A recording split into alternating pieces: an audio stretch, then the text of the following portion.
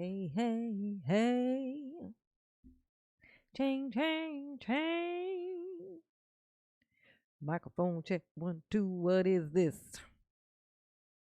This too ridiculous. Ooh, bars. All right, she ain't dropping scenes. Let's do it.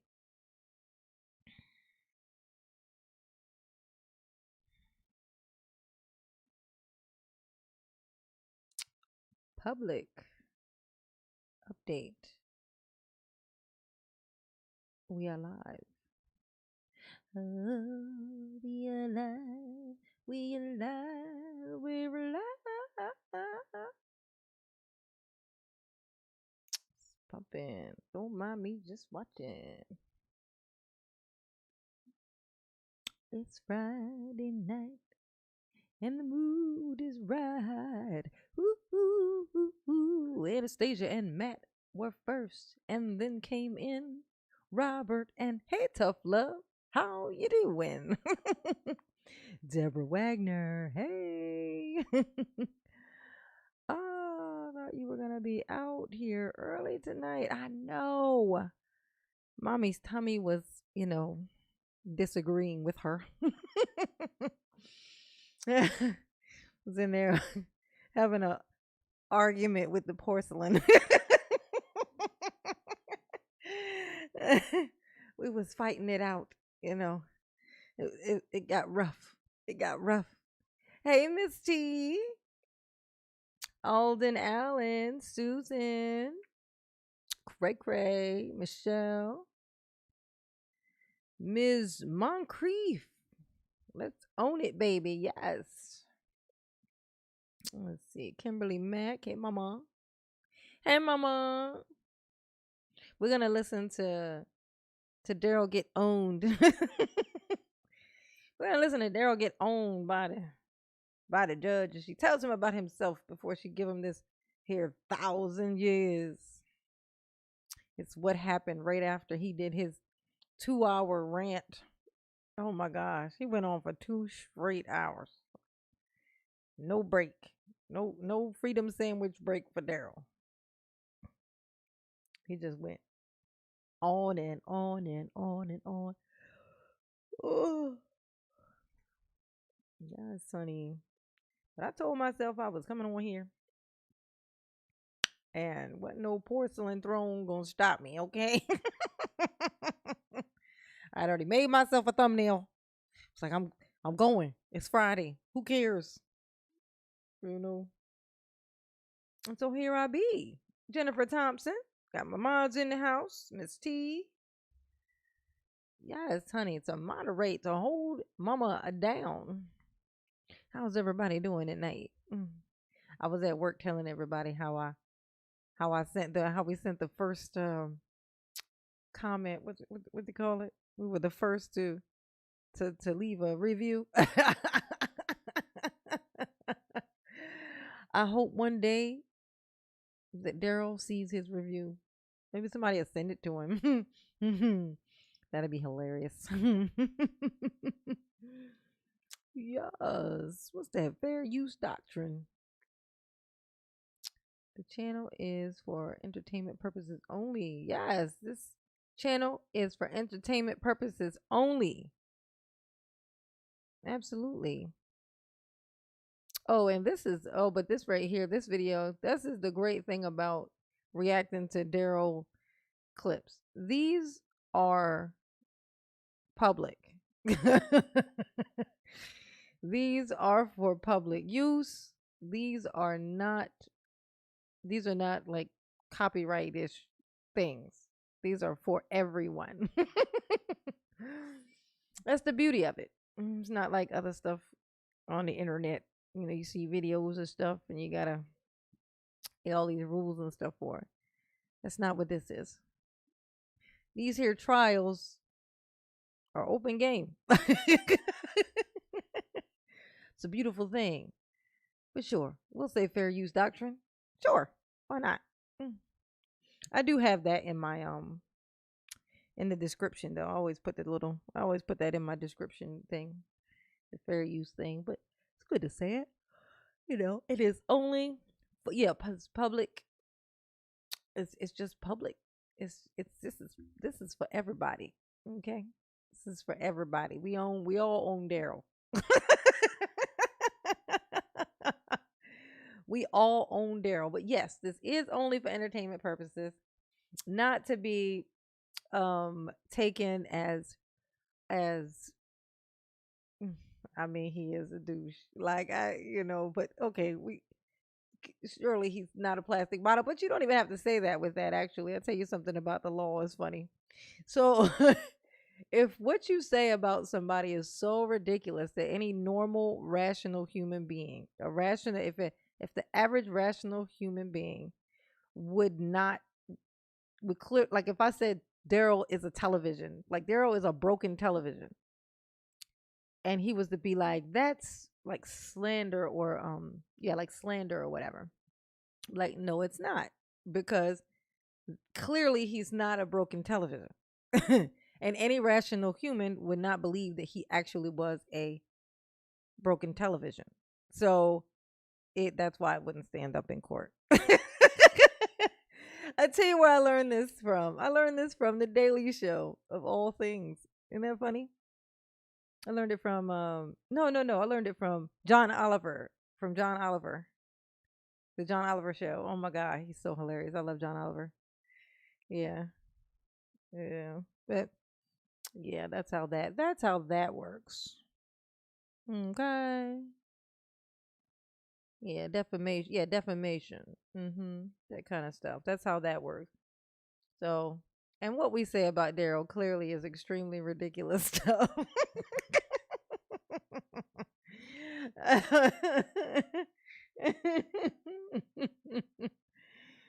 Oh, and he's been caught in lies, so he do be lying. So that's fact, you know. But hey, booze, thank you for, I guess, trying to cover. I don't know what that was.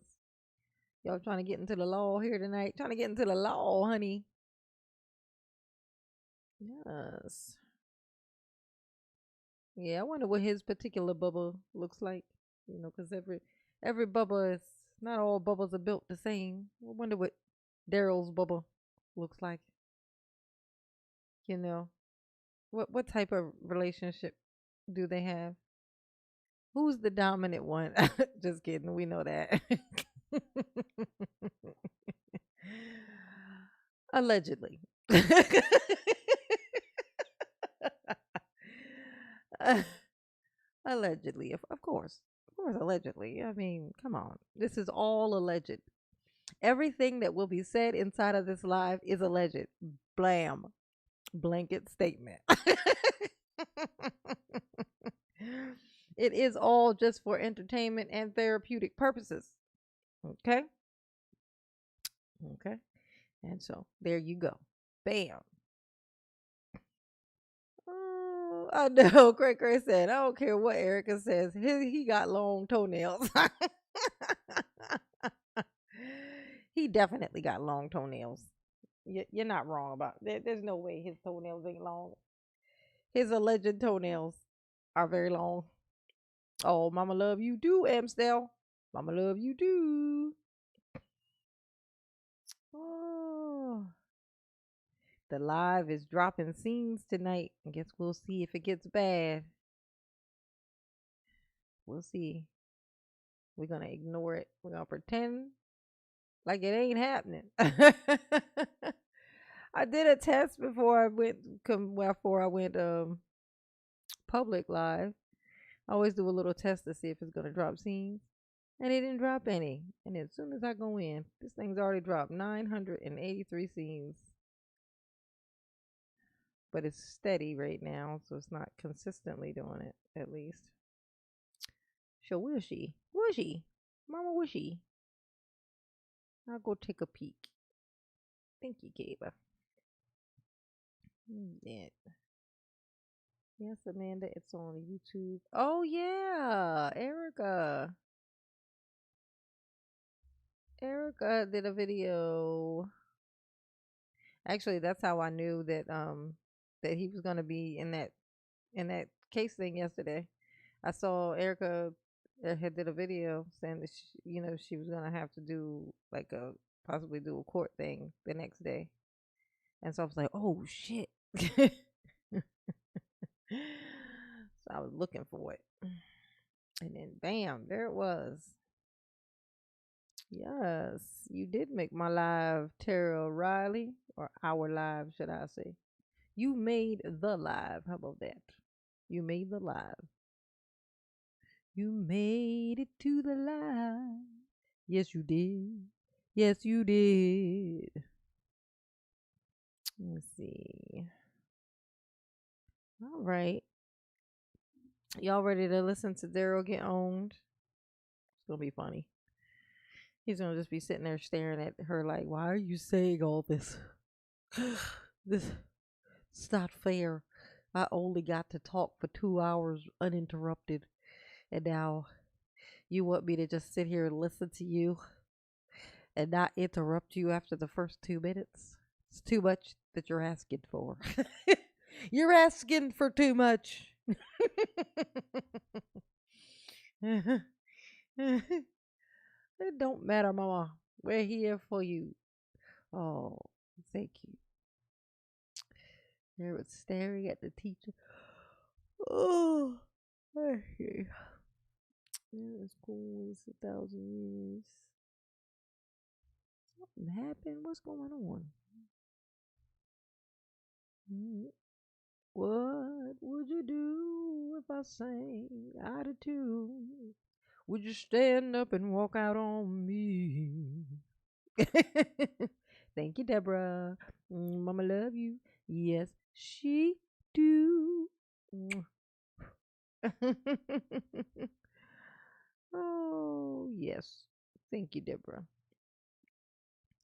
Sup, girl? I watched his trail before I found your channel. Wishing someone would comment on it. Thank God I found you. Yes. Yes. Yes. Thankfully, you found me, scolding. Thankfully, you did. Or scottling. I don't know if I'm saying that right, but I'm trying. Just know that I'm trying. Sonia Jean, what's up, boo? Dobby is cute, not the role. No. Look at all these people. They be coming in there every day to sit down and watch their. They would come into this courtroom to sit down and watch Daryl. Look with his shirt, with his many orange shirts. Look at the collar. See the neckline. He always he always doubled up. You ain't fooling nobody, Daryl. It's important that you know that, Daryl. You ain't fooling nobody. Okay. Okay. All right. Let's hop in. Let's hop in. See what's going on. So you can get by a little help from his friends. Only had the one. I know. He had one friend, Tony. He had one. Well, actually, according to Erica, the only friend that he had was that girl who I guess did the one that showed up on the camera thing or whatever, to speak on his behalf or whatnot. Which I think all happens inside this day. Let me see. I think all of this stuff happened in here. Wasn't it? I was pretty sure. Maybe there was two parts to this or something. 'Cause I know he spoke. Oh, yep, there it was. Yep. Because there's grandma, mom, and the friend. Yeah. Yep, all of that happened in this one. Oh, shit. That's hilarious. Ooh. Hey, when I did that video on the mom, you know what? Fuck it. Somebody make a marker 3:11. It was hour 3:11, so we can get back to that part. Let's peek in at Mom Dukes when she did her little thing. Look, I did a video on it. Because I like to be thorough. This kind of stuff requires thoroughness. People complain about, well, this is rare, but I get like couple like negative comments about how I keep interrupting. Hey Cassandra, how you doing, baby? Yeah, but like how I keep stopping it, like soon as somebody says something, I stop it and react. That's because I like to be thorough. Like I like to be thorough. Like I like to get all of it. Every crumb. If you this is the thing, they'd be like, let the whole thing play and then respond to what you saw. You're gonna miss some shit. But when I do it my way, I get to catch and pick every single piece of that thing to pieces and shreds. Full accountability. Oh, thank you, Vonda K. Thank you for making me laugh on some hard days. Thank you. Thank you. Thank you, Vonda. Thank you very much. Mama do love you. Yes, she do. Mm. Catch it. Catch it. Oh, I don't remember blowing my kiss at Deborah. Mama's memory is turned into absolute shit. So I'm gonna send you another one, Deborah, because I can't remember if I did it. I'd rather do it twice than miss one. So this one's for you, Deborah. Mm. Catch it. Catch it. Mm. Oh, let's see how that should proceed.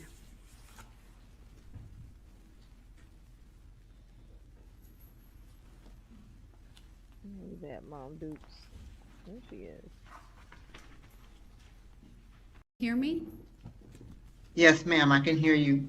All right, thank you. I Look know at him you taking have your off his camera mask for on. Mom. You're unmuted. There are two other individuals on the Zoom. They currently have their cameras off. I believe they're both muted. I would just simply ask that we take one person in turn. You are on the Zoom. It is viewable in the courtroom. I want to acknowledge, ma'am, I did receive what I believe is a written statement that you faxed to the court. Yes, ma'am. All right, and then if that is, I'm not sure who joined us at the moment. All right, is that Ms. Edwards? All right, Ms. Edwards, if you could please, I'm gonna have Ms. Woods talk first, and then I'll have you next. If you could keep your camera off and your microphone muted until it's your turn to talk. That way I can give my full attention to Ms. Woods. I wish they made Sure. her I wish they made the grandma confirm who she was, like show some ID or Very something. good, thank you. All right, so once again, Ms. Woods, I believe you sent in a fax yesterday, is that right? No, I believe it was this morning. Oh, this morning, all right. I have Yes, that, ma'am. and I've read it. Go ahead, what would you like to tell the court? And Yes, thank you for ma'am. being with us today. Yes, thank you. Good afternoon.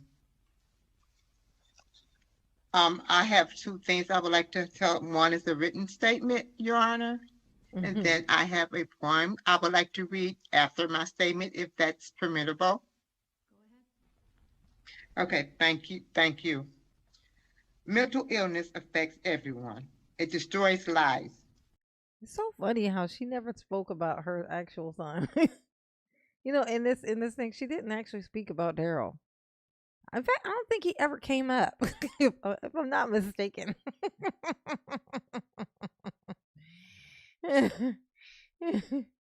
Oh my goodness, John Miwa. Thank you so much for your video with Erica Patterson.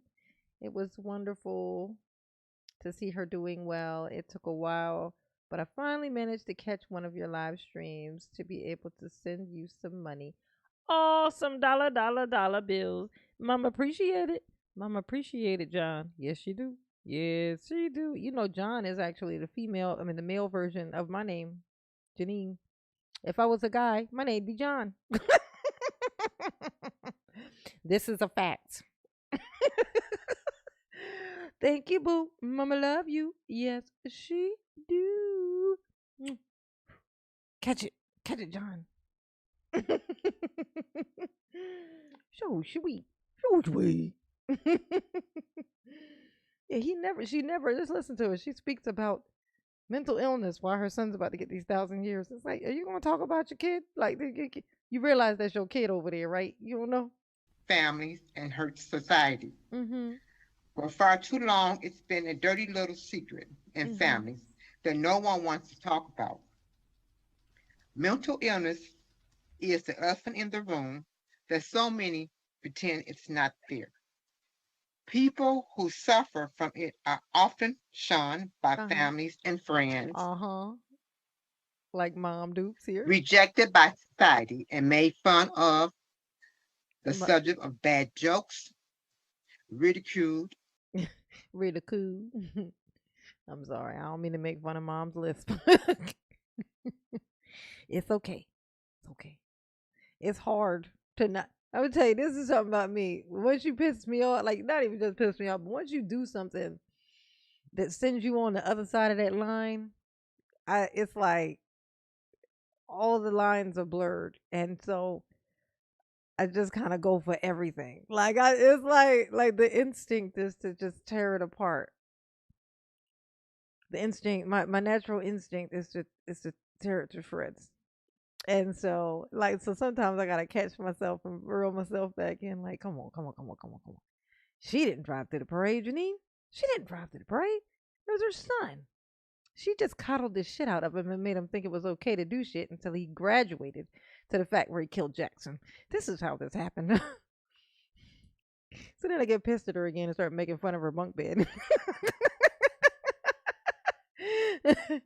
How you still living in a bunk bed, doing? I'm just asking. Just a question. Hey, look. Hey, no insinuations. Just a question. Just inquiring on why that is. You got to be 60. You got to be. Why are you in a bunk bed? And why did you cover it up with a sheet? And who is up on that top bunk? Because looking at it now, it almost looks like a body is laying in it. Thank you, Deborah. Say no, the state should have subpoenaed Dawn Woods. I know. Yes, definitely. Should have subpoenaed her ass just for shits and giggles, indeed. Because she wasn't going. Well, yeah, because she's the one who called the Uber for him. So, yeah, definitely. And we could have seen the making of a monster on this. Oh, maybe they'll subpoena her in one of those other two cases. Thank you, Deborah. You just gave me hope. Thanks for the hope, Deborah. Thanks for the hope. And for the super chat. Mama love you. Yes, she do. We got Lisa Joyner. Just got here. I need you to say prison to make my night complete. You know, when people ask to hear prison, I can't do it. I gotta sing it. Underneath the prison, underneath the prison. That's my Mariah. That's my Mariah curry. My curry, Mariah. Spicy curry. Thank you, Lisa. Mama love you. Yes, she do. Catch it. Kimberly Mack said, Mama Dawn. Oh, Mama Dawn gotta wake up and smell the coffee, honey. Oh my God. I don't know if she can smell the coffee with the smell of that alleged dead body she got on that top bunk. Allegedly. Allegedly. Do it or do it not look like a body though. I'm just saying it just kind of does look like somebody's up here. Like Erica told us that Mom Dukes sleeps on the bottom bunk. She sleep on the bottom bunk. So what's this?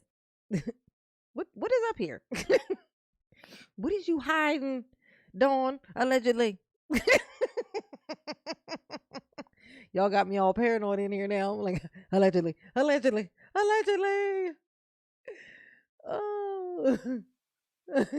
And judged on YouTube, podcast, Facebook, and other media posts. Used in campaign ads, disrespected, stripped of their dignity. Oh God, it's the nephew. No one cares. No one sees their pain or hears their cries. and pleas for help. I know it's hard to hear him when you put him outside and he's in that car at night while you sleeping and he always in the car and the windows is rolled up because it's cold outside. When it's cold outside, Mama, can I come in the house? No, Daryl. And give me my TV back, you thief. You's a thief. You stole my TV from me. Oh my gosh, look at this. That is terrible. Oh my god. I think I figured out where we was trying to figure out. It was like, what's up with Daryl's shirt? Like that shirt, he should never wear that shirt. Like that grayish striped shirt. Does the sheet behind Mom Duke's look like Daryl's shirt? Or no? Like, did Mom Duke's make his shirt out of the other part of this sheet set? That sheet looks an awful lot like Daryl's shirt, does it not? It definitely does. That's allegedly what happened. Yes, sweet Sam, sweet Sammy. She definitely did teach him how to build a nice, good, sturdy fort. Look at this. Mom Dukes built this. Darryl built one in the courtroom. He learned very quickly and very well from his mother how to build a nice, sturdy fort. Okay. Good job, Mom Dukes. Good job. You did a good job. They are the forgotten ones. Good job. And viewed by many Mm-hmm. of not having a place in a society. In a society, just not mine. It is no fault of their own that they have become ill and began to change from the person we all knew. Now mom had to have been, not being very truthful with that because Daryl has been unpleasant forever. So he didn't become weird. Daryl's been weird. Okay, he's just a weird guy. Okay, he's a bad guy. It is what it is. He's just a bad guy. Mom, it's okay. He's a bad guy. You got a bad kid. You got a bad seed. Should have swallowed that one. For sure. For sure. Allegedly. I mean, I don't know if you say allegedly because that's just my theory. I feel like that maybe that one should have been swallowed. Like that one, that little thing over there in the orange. Yeah. Yeah, that one should have been swallowed. For sure. For sure. Definitely. That was a bad decision that night when that happened, But, what do you do? Once viewed as fun, loving, and kind, are now the outcasts of society. Mm-hmm. Tell us about we it, say Mom. they're what's wrong with society. Mm-hmm. They're idiots, unfit. Mm-hmm. They need to be disposed of, thrown out with the rest of the trash. Mm-hmm. She feels some kind of way. Me throwing my baby away. I'm like, well, we can put him back in your house. She'd be like, no. No, I was just kidding. I wasn't even talking to y'all. I was just thinking out loud about something else. Okay? Keep them in there with you. Please do not send them back to my house. Thank you. They serve no purpose. No, the same my brother's keeper doesn't apply to them. Nope. And the Bible, in the book of Philippians chapter 2, verse 4, it says, let each of you not look only to his own interests, but also the interests of others. Yeah. Mental illness. Yeah, that's what we're doing. We're looking at the interests of others. So all the other kids is walking around in the street and would rather not be run over by a Daryl or by the Daryl. Because there's other Daryls still out there. Let's not forget that. Daryl ain't the only Daryl. It's a shit ton of Daryls. They're everywhere, the Daryls. That's why I don't go outside. So I won't run into a Daryl. Some people marry Darrells. Keep like let that keep you up at night. There's people out there married to Darrells. To people just like Darrell. They're married to them. There's there's actually even girl versions of Darrell. There's female versions of Darrell. I'm telling you, they're out there. They're everywhere. They come in all shapes and sizes. like Daryl is the mini version. He's like the the compact the compact Daryl. This caused them to do the unthinkable. They must be punished. Yes, I agree. There should be some accountability to their for their actions. But we also must render Mhm. help. Oh yeah. Oh, we're gonna What help them. good is punishment without correction to prevent the act from happening again? Oh no, we corrected. We super corrected. I mean, I'm so proud of the jury on this correction. This was a good. In fact, I don't know whether the jury it was obvious for the jury. I mean, that was like they was just sitting there chilling, just waiting to be able to say, yeah, put him away. Yes, forever, forever, ever. But the judge gave them their 1,000 years. She stacked all of them on top of each other. She was like, this one, and then there's this one, and then this one, and this one, and this one, till it reached 1,000. That was talent. That's a talented judge. That's a talented In judge. their cases, or many of their cases, treatment, therapy, And medicine. I medication, knew it. hospitals, and institutions that specialize in helping those who suffer with mental illness need to be offered. Oh, yeah, we need to offer it. And I believe these places Who gonna can pay help for it? those who suffer become mentally well. My candy for the night, y'all. Mama eats a lot of candy. I believe lawmakers and society as a whole need to recognize mental illness. Mental illness cannot be eradicated with prison bars. Mental illness is going to always be there. It's invasive. Yeah, it's gonna always be there underneath the prison. The prison. There it goes. Underneath of the prison. Yeah. Boo. Tomato, tomato, tomato, tomato. I'm sorry, Mom Dukes. I know. I know it's painful for you. It's embarrassing. It's painful. It's nerve wracking. It never ends because he's going to keep calling your house. It's like, know this. He ain't going to harass nobody more than he going to harass Dawn. He going to be calling her for the rest of her life. He going to be calling her house, harassing her, talking about it's her fault. It's your fault. This is your fault. Can't you see? You and Erica. It's y'all's fault. My life is over because of y'all. This is what he's gonna be telling her until she pass away. So him going to jail probably cut Dawn's the rest of her years on this planet probably just got cut short. Cut in half maybe. The level of stress that this lady's gonna be dealing with from now until she pass away. And that's on some real shit. What does some accountability look like, Dawn? That's what I was wondering, Deborah.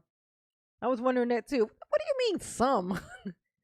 Some accountability? Oh, should we tell him, you know what? That's not right what you done. Daryl, you that was not a nice thing to do. Go in timeout. Thank you, Deborah. Mama love you. Yes, she do.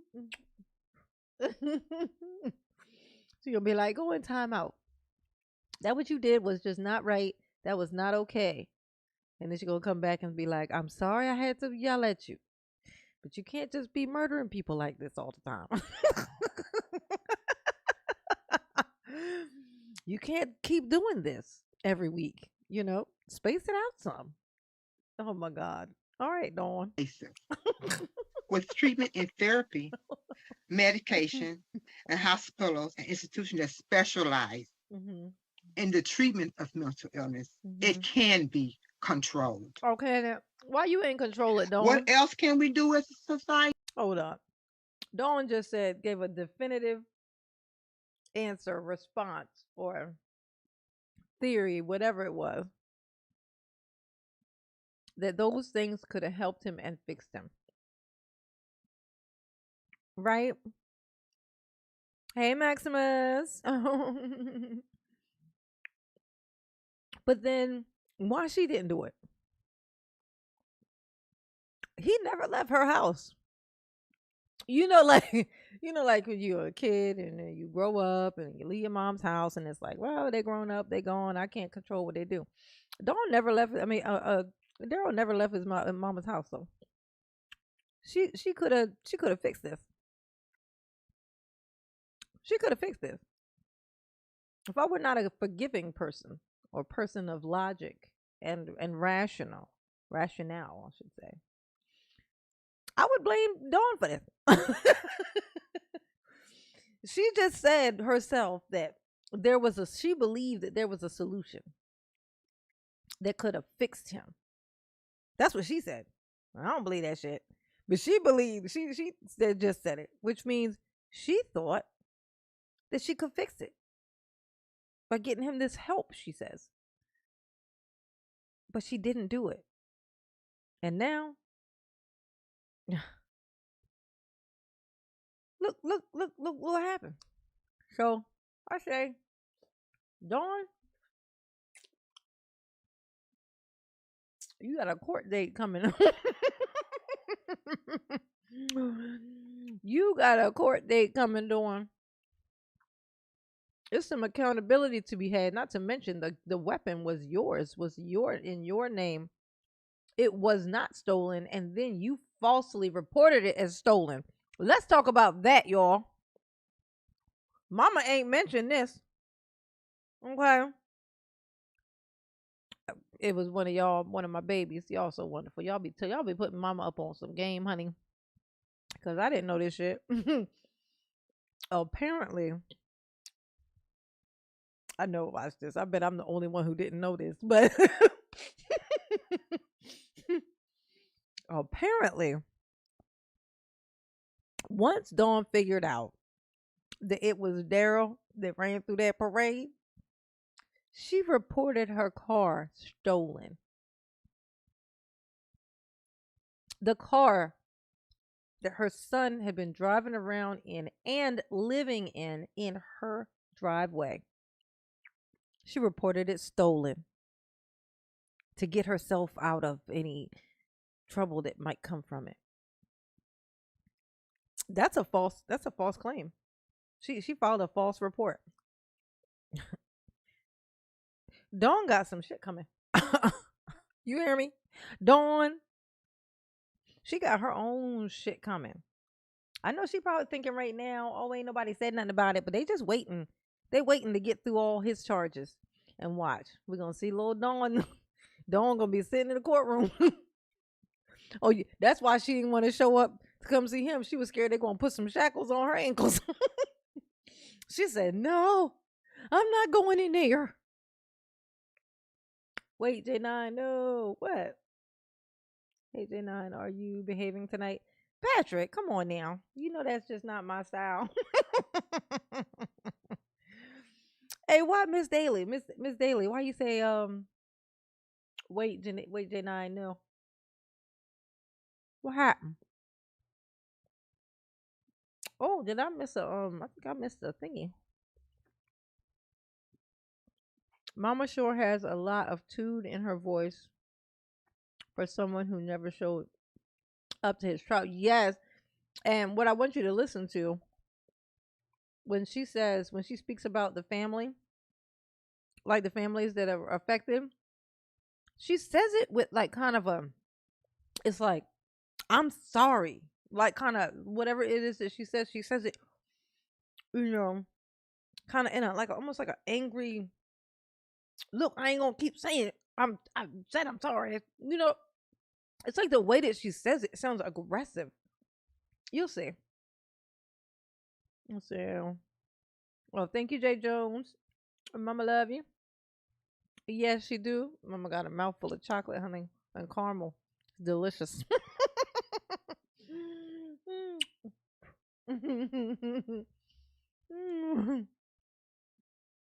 Deborah, she knew he did not have a valid driver's license. Even said, she knew. Yeah, he didn't have a license, period. He just had an ID. He couldn't have a license because of his back child support. They don't even let you get a license. I'm gonna tell you, they hinder you on behind some child support. they literally just cut off your right and left leg. They cut off the big toe on your right foot, and cut off the whole left leg. So even though you got one leg, cause your big toe missing, you can't stand up straight still. Your balance all fucked up. It's like, well, how you expect him to pay the money if he can't get to work? Can't get a license. Now you gotta take the bus. He wasn't doing shit before. He damn sure ain't gonna do shit now. We got some weird laws and stuff. It's kind of like they didn't really think it through. That's all. They didn't really think it through. You know, nobody's gonna win behind this here decision you done made. Thank you, Deborah. Mama love you. Yes, is she? I do.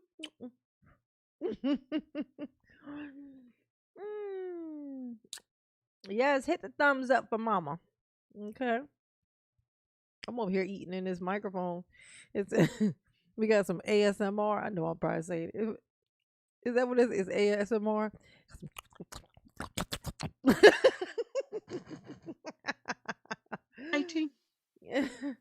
To help Mm-hmm.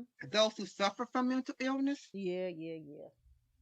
How about showing a little compassion, empathy, and some understanding? Oh, yeah. Families need to advocate for those who cannot speak for themselves or who struggle to understand what's happening to them. Did you do that? Lawmakers should support by providing resources to individuals so they can get the help they need. Oh, yeah. Oh. Now, I've been dealing with mental illness for over 30 some odd years. And here's my take on it. And I think I have a little insight on it. From the surface, I believe that treatments need to be offered.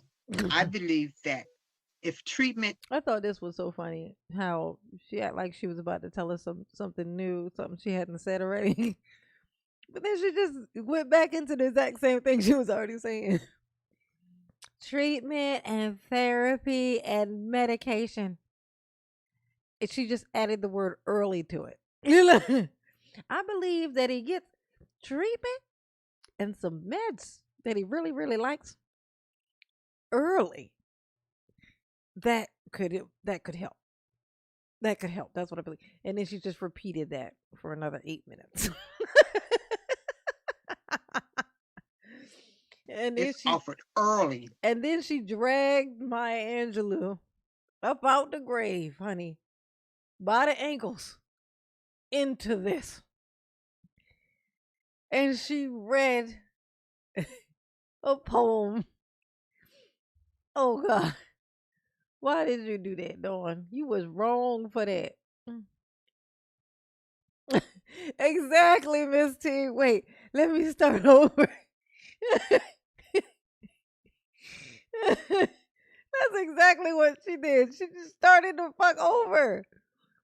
Oh my God. When the signs of mental illness first shows. And what did you do when it first showed, Dawn? Just curious. It's addressed and stayed on top of instead of let people lagger and fall through the cracks. Yeah, see how she said that? No. This video thing is so long, it's hard to get it right there at the spot.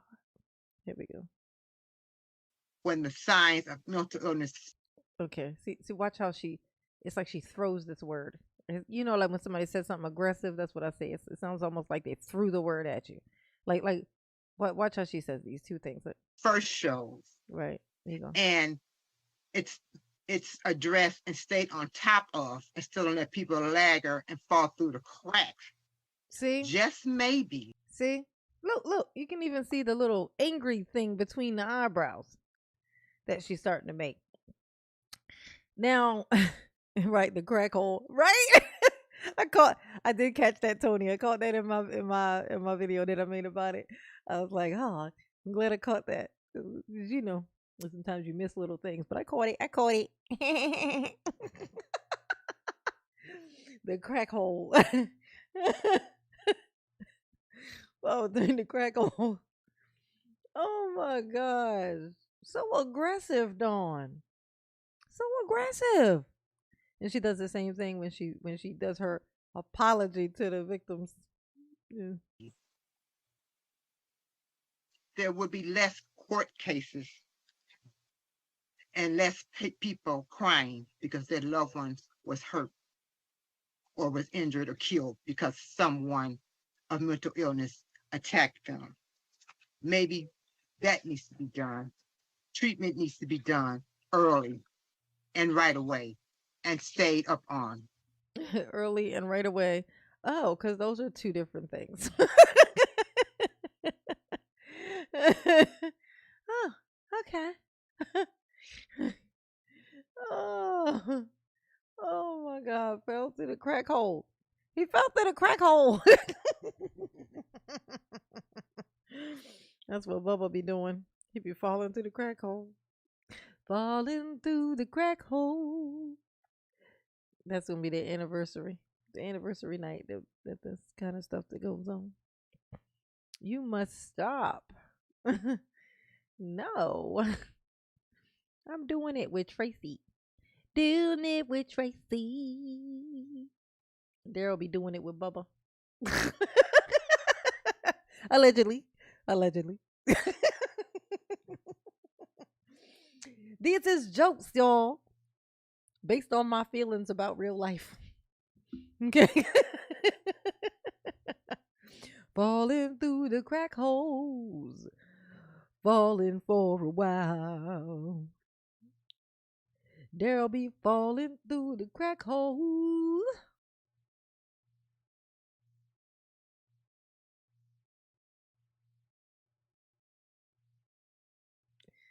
I couldn't think of the name of that thing. What was that? What was that challenge where people would stand there real still?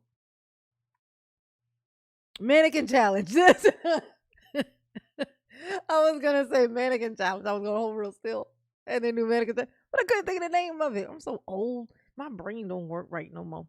It just don't work right no more. And not let people fall through the crack holes and not be shunned out the door. It's the same. You don't have a mental illness. You're just a bad person and needs to be locked up. Jail is not the only answer. Help, treatment, hospitalization, and medication. It plays a big role in preventing. What if the medication was what did this to Daryl in the first place? Like, why? What if he's like, because he used to be on some heavy hitting stuff, like that stuff that you never usually come back from, like this stuff that's for play, and this stuff that take you away. Okay, so, and that's the stuff that Daryl was on. This where we are today, if it would have been offered sooner. Fall through the crack holes.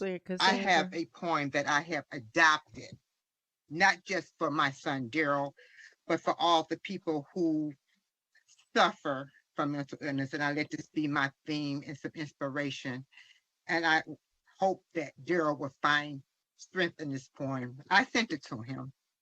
And it's a poem that was written by the late, great Maya Angelou. I don't know if you're familiar with her writings, but she was a brilliant poet.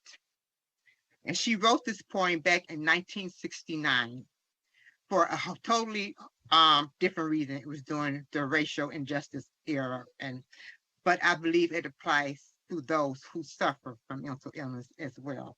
Oh, you just gonna redefine Maya Angelou's poem, is you? Oh, is that what you're gonna do? All right. All right, Dawn, I hear you. I wish I didn't, but I hear you. Dawn is a trip. Her hair is the reddest you've ever seen. Mama's about to record an album up in here. Dawn, what's under that sheet on your bed? Do you bump your head when you wake up in the middle of the night? Do you hear rattling on the top bunk? Do you shiver with fear? Do you really? Do you fear that it's Daryl up there? I bet you do. I bet you do. I bet you would wet the bed allegedly because you don't want to get up. Because then you might see it's Daryl. It's Daryl.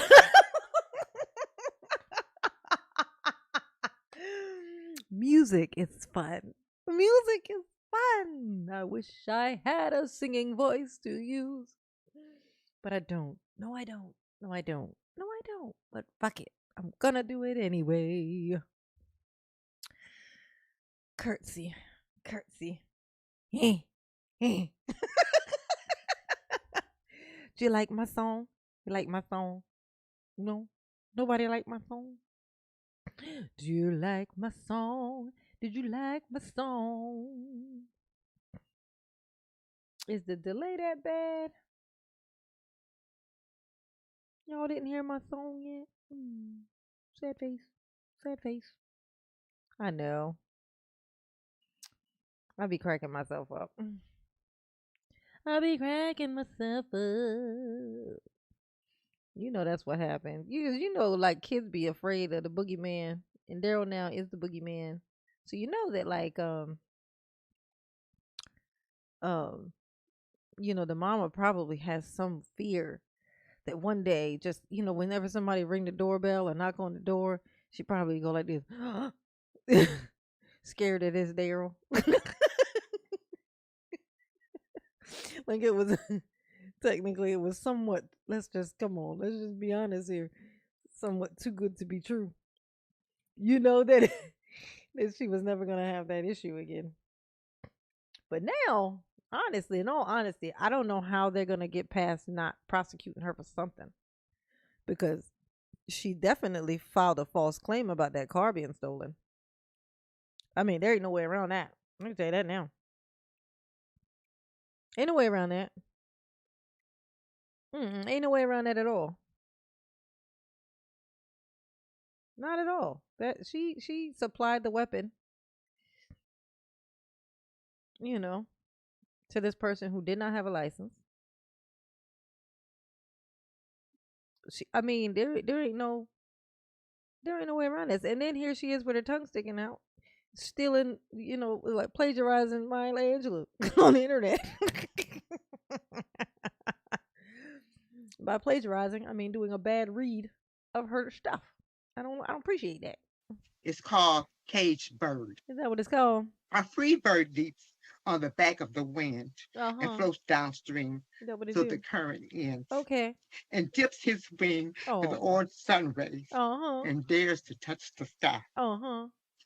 But a cage bird that stalks down his narrow cage can seldom see through his bars of rage. His wings are clipped and his feet are tied, and he opens his throat to sing. The cage bird sings with fearful thrill of things unknown but longed for still. And his tune is heard on the distant hill, for the cage bird sings of freedom. Yeah, that freedom sandwich. That cage bird does love a freedom sandwich, don't it?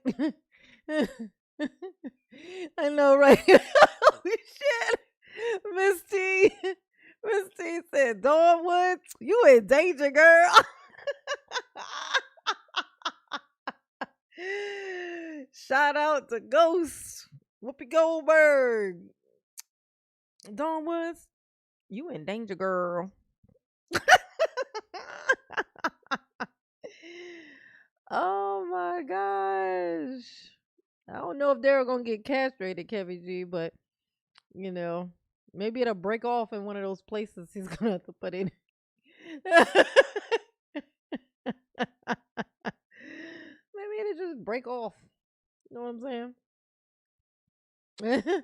The free bird thinks of Oh. another breeze, and the Mm-hmm. trade winds that when soft winds with soft. No, I would feel bad for you if you hadn't made that call reporting your car stolen. You seem like you kind of knew what was popping. Don't mind me just watching. You know what I'm saying? Like she's like, shit. Let me report this thing stolen.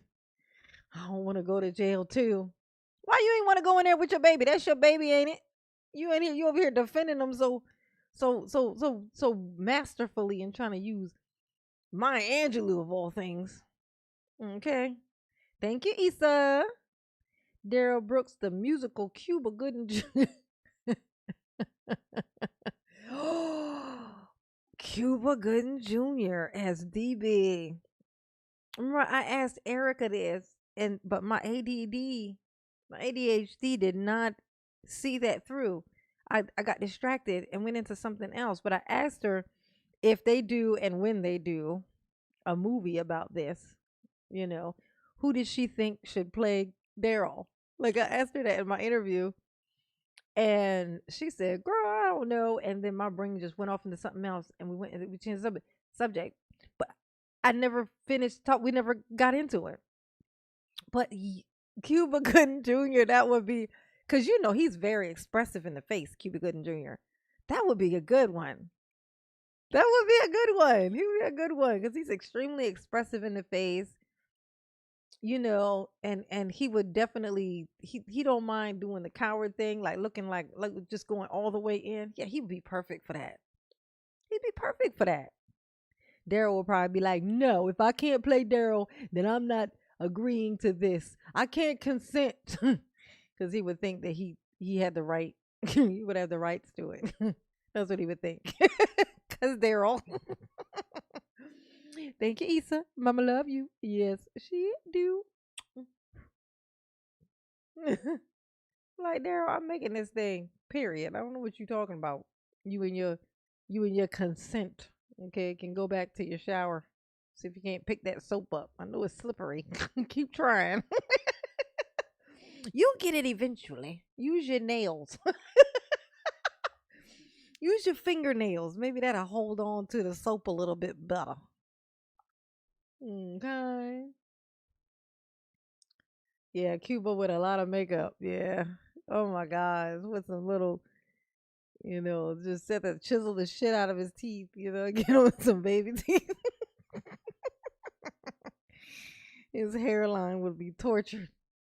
Oh, Jesus. That would be rough. Oh my God. Yeah, he would nail it though. Yeah, he would nail that. No, they would have to make Cuba really ugly. Yeah, they would have to well, no, because yeah, that's another thing too. Cuba has so many wrinkles in his face though. Because he is so expressive, I guess. I don't know if that's why it looks like that, but he's got a lot of wrinkles and stuff everywhere. Like I don't mean like regular wrinkles. I mean like what they call them. There's something lines like a lot of lines in the forehead. Like when he does this, it turns all like we're like ripply. He's got like real soft skin on his cheeks, so it's got kind of loose. He's just like I don't know if he could do the role, but I don't know I don't know how easy it would be to make him look the part. But then again, a part of me feels like he could definitely nail that shit. I feel like he could nail it. I think you were right on with that. All right, Deborah, that is it. I pondered that question all day long the night you had Erica on. Who will play Daryl Brooks? Right? You think so too? You think so too? Cuba Gooding Jr. I bet he could nail it. He's the right color. They like the same color. Cuba might be a little bit No, yeah, no, they're about the same color. I think.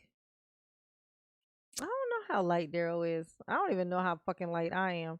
I'm one of them weird people. I'll be like, I know I'm pale. I ain't got no whole lot of melanin. It is what it is. Yeah. but but when I be around like say like really, really, really light skinned girls, like them ones that look like ghostly pale, like oh, like I can see their veins in their face. And I ask whoever I'm with, I'll be like, I'm not that light, right?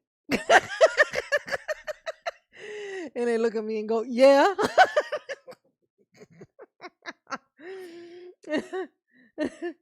um, I definitely ain't got no whole lot of melanin. I can say that now, but I'm like yellow. I like I like to think of it like me and my white friends are the same color. Just they're like a kind of a pinkish hue. Like we're the same shade, but they're like a pinkish hue and I'm a yellow hue, but we're the same shade. Same thing for my Asian friends. They're just like a no. I'm closer to the color that an Asian person would be because they both have like kind of like the yellow hue.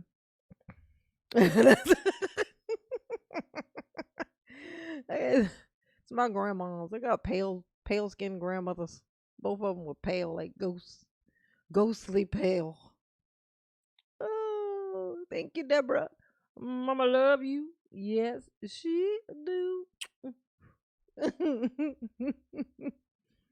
Oh, he would be masks. Let's see. The Crypt Keeper should play him. Oh shit! Shots fired. Not the Crypt Keeper. Shit. The mask. The mask.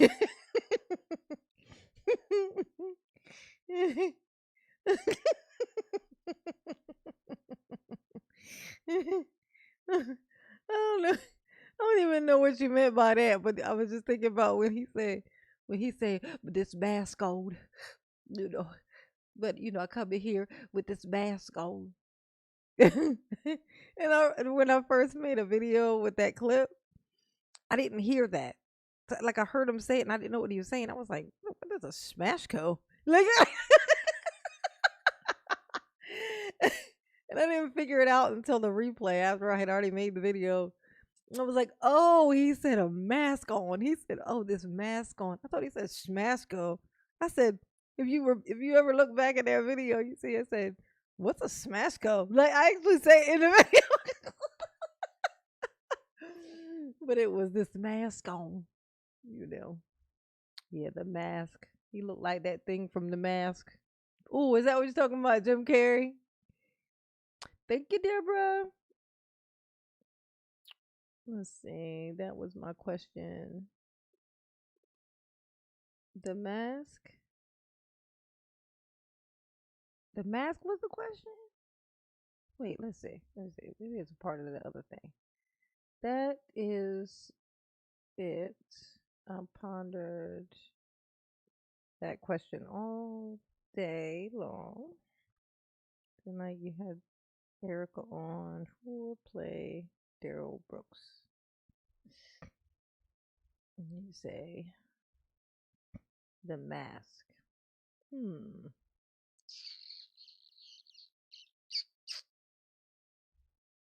Mommy can be a little slow sometimes. A a whiter shade of pale. I know. Oh. Oh my god. The Mask starring Cher.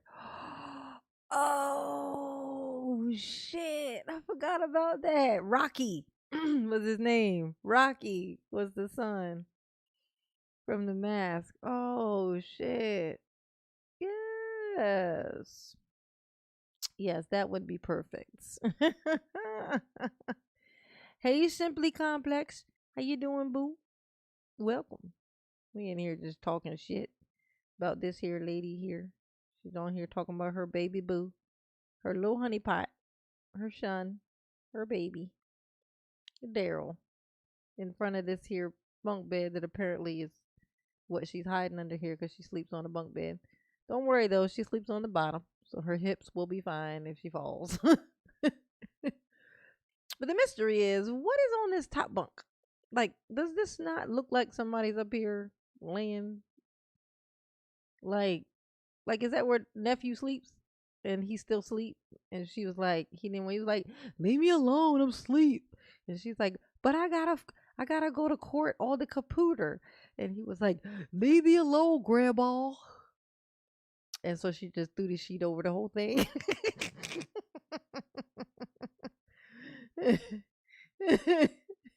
He up there rolling his green eyes, talking about some. God, she reading that poem again. Oh yes, Cooper could definitely pull that. He could pull that off because of the mask. Oh shit, that's right. He would be able to wear the mask because Daryl wore the mask most of the time. Yeah, Cooper Gooding Jr. could definitely nail that. Definitely. For sure. For sure. That was my question to Erica. Oh, okay. Okay. Oh, for fuck's sake. Oh, I'm sorry, Deborah. Mama's slow, honey. Mama's slow. Mama.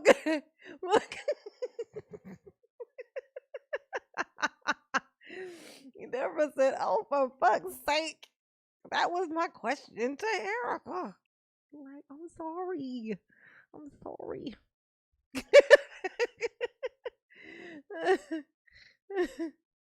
Oh shit. Yes, because of the mask. Yeah, he definitely could. Yes, he could, Deborah. Mama sorry. Mama be a little bit slow sometimes. Mama be just a little bit slow sometimes. Okay. Mama love you. And you know this. Lakeisha Claiborne. I think Jesse Smollett. Yes, Jesse Smollett should play Daryl. They both lie. Oh, yes, they do. They lie a lot. They lie a lot. And they lie about some crazy shit. Jesse Smollett. Jesse Smollett. He's Francois. He's Francois. Okay. Thank you, Lakeisha. Mama love you. Yes, she do. Oh, that's funny. Justin Smollett. I'm trying to imagine that. Mm, all they have in common is no, because Jesse's cute. Jesse's a cute guy, so no, he couldn't do it.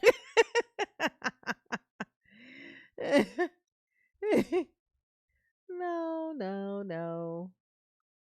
Want to be somebody small. You know who could pull it off? I mean, not because he's not cute or anything, but because of how little he is. Ludacris, the rapper. Oh shit, and he's a rapper too. Oh yeah, Ludacris. Ludacris could do it because he's light and he's short as balls. Like Ludacris is like little. Oh, not Kevin Hart. Kevin Hart's too dark. They'd have to throw flour on him.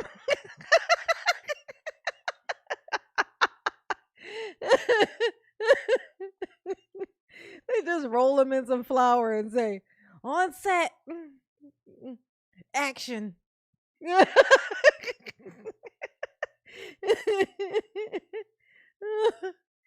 Oh shit. Oh my god. Oh, Diggy. Let's see. That's her real car hiding under the sheet. That's her real car. Oh, that it looks big enough to be a fucking bus. Look at this thing. But it's a bunk bed. That's so funny. You know what's so funny though? Erica knows, like Erica's been in here before. Like she knows this place. Like she knows these curtains.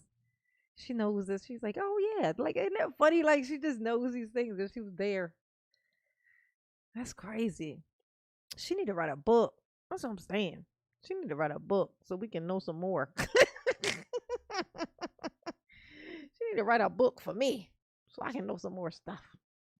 Like, what's under the bed, Erica? What's underneath the bed? What you got? She got boxes. What you got under there? Thank you, Diggy. Mama love you. Yes, she do.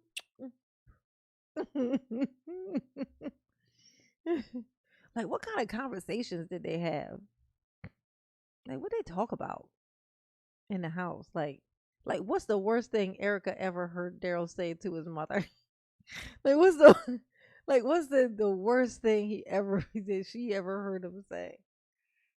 Just so we can know the extent of the abuse this man just like inflicted on people on a daily basis.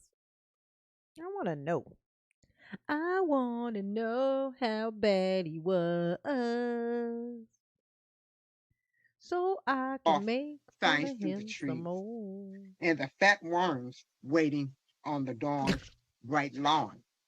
Look at And him. he names the sky his own. Oh, Daryl's emotional. Look.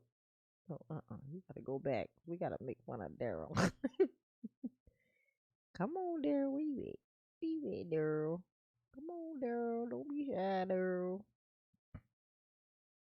The cage bird sings with fearful thrill Oh, of yeah. things unknown but longed for still. Oh, Louie. And his tune is heard Uh-huh. on the distant hill. Oh, For the cage bird sings of freedom. Ooh, not the freedom sandwich. The free bird thinks of another breeze. Uh-huh. And the trade soft winds with soft signs through the trees. Oh, there he is. Oh, look at Daryl. So do we see Cuba Gooding Jr. or Ludacris?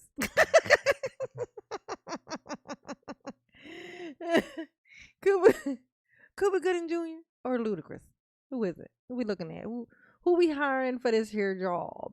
Okay. I know, Polly.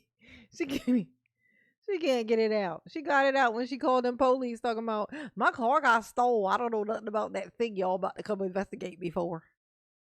Oh, and then whoever told me that, because it was one of y'all told me this. Said she did that. They would have raided her house, I guess. They probably would have raided her house if she hadn't called and reported it stolen. Then they probably would have raided her house. I don't know why though. I don't know why they would have raided her house. They caught him. They got the weapon. It wasn't like a drug charge or something where they'd be looking for the rest of the drugs. Like I don't know. I don't know what they would have went to find in her house. You know, what the remote control to the TV he had in there? We need the remote. Let us in. Wee man. Cuba, Carlos, appreciate you. Oh, Carlos, his mom should be arrested for releasing this monster into the streets. Yes, for not swallowing. This is her fault. She built this thing. She built this city. She built this Daryl from the gates of hell. Ooh. Look at this. He should have been swallowed.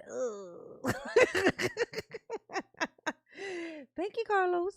Mama love you. Yes, she, I do. Oh, so sweet. Yes. What Dawn did is cause its accessory after the fact. That's what I said. That was what I said. I was like, how is she not an accessory? Like, how? How? How? I don't understand how. Somebody tell me how. I don't get it. Cause she definitely is.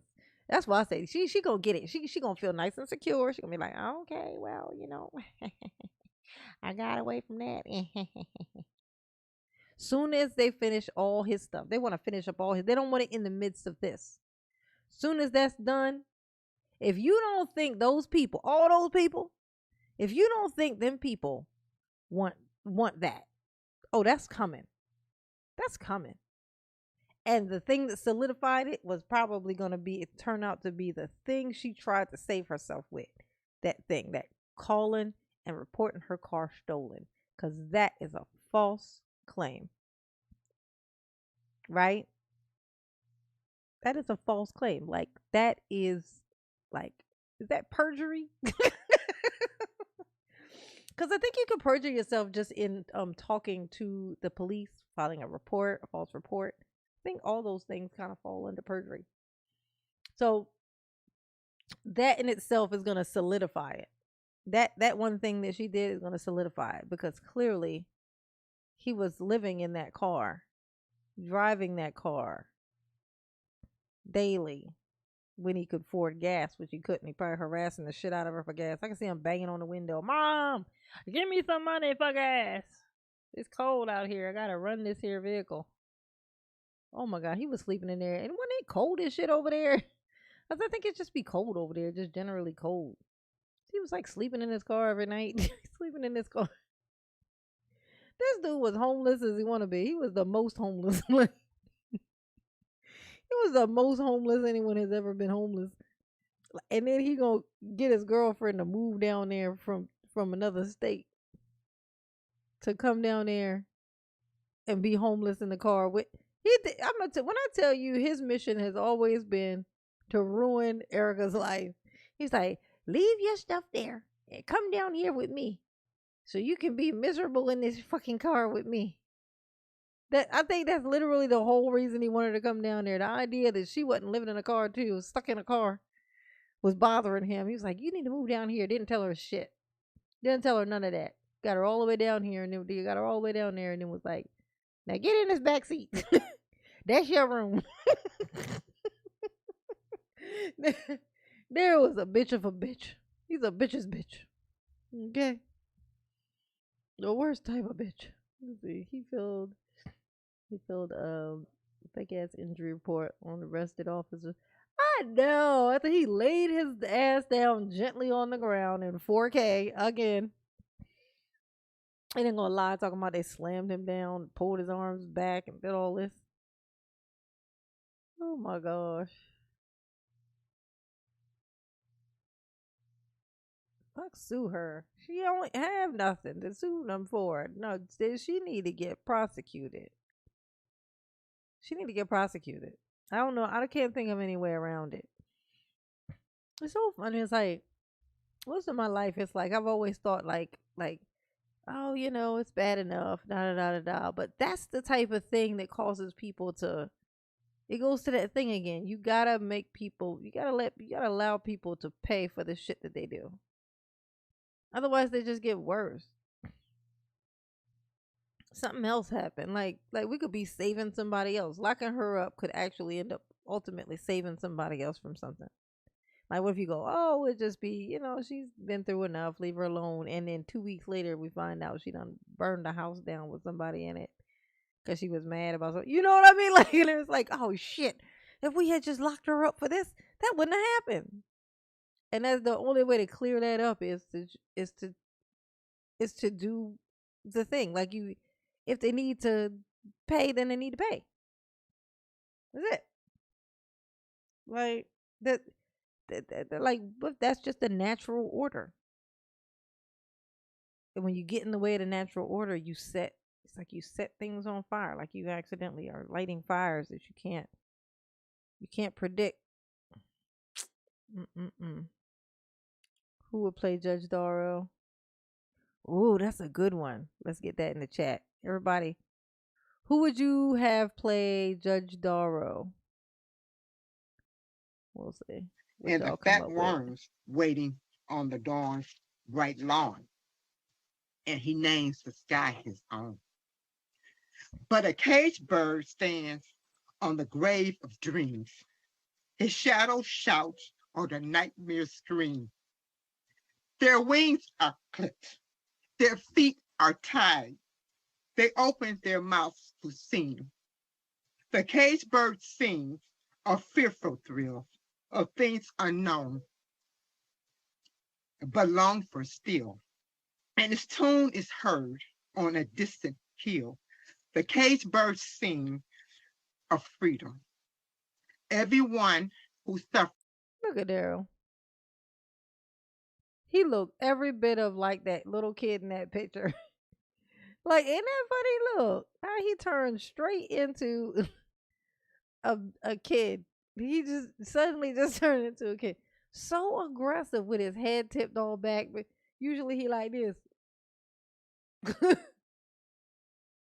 What you ain't gonna do is tell me, oh, Sandra Bullock. Oh, good one. Tony, good one. Let's see. Jennifer Beals. Gina, Monica. Who's Monica? Oh, Louis. Oh, shit. Yes. You know what's funny, too? It turns out that Monica Lewinsky's, like, hilarious. I don't know if you guys have seen, like, any, like, recent interviews or whatever with her. She got did dirty. She got did done so dirty. They threw her underneath. You talking about threw somebody underneath of a bus? They threw her underneath of that fucking bus. But she's actually like hilarious. She's like this hilarious person. It's so funny. It's like how were we supposed to know that? They just told us this stuff about her and then ostracized her, and then she was never seen again. But yes, Monica Lewinsky. She definitely could play that part. They have the same hair. The hair looks the exact same. Sandra Bullock. Yeah, that's too big of a person to play it. Yeah, I like that Monica Lewinsky thing. That would make it funny too. It's a little bit of spice. Put a little bit of spice on it. You know what I'm saying? Oh, shit. Oh, oh, Valentio. Valentio Doggy say Denzel Washington plays Dawn Woods. oh, oh my God. You wrong for that. You wrong for that. Angelina Jolie. No, not Angelina Jolie. Really? Oh, Deborah said that too. Angelina Jolie. You think so? Angelina Jolie. No, they don't even have anything in common. What do they don't even look alike at all. Who could play who could play the cop guy who interrogated him, and then he shut Daryl up in court when he was when he told Daryl, can I finish? The bald guy who actually did the interrogation. Who would play him? I got somebody in mind. I want to see if anybody in here says the same thing. Chris Rock is Dawn. That's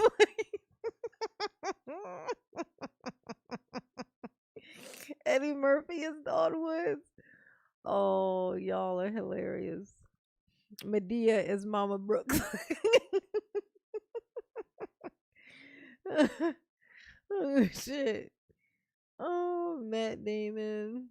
No. Detective Stabler. Who's that? I'm saying Vin Diesel.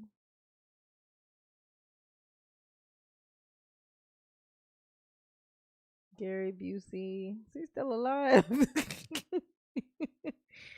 Yeah, Carpenter. That's his name.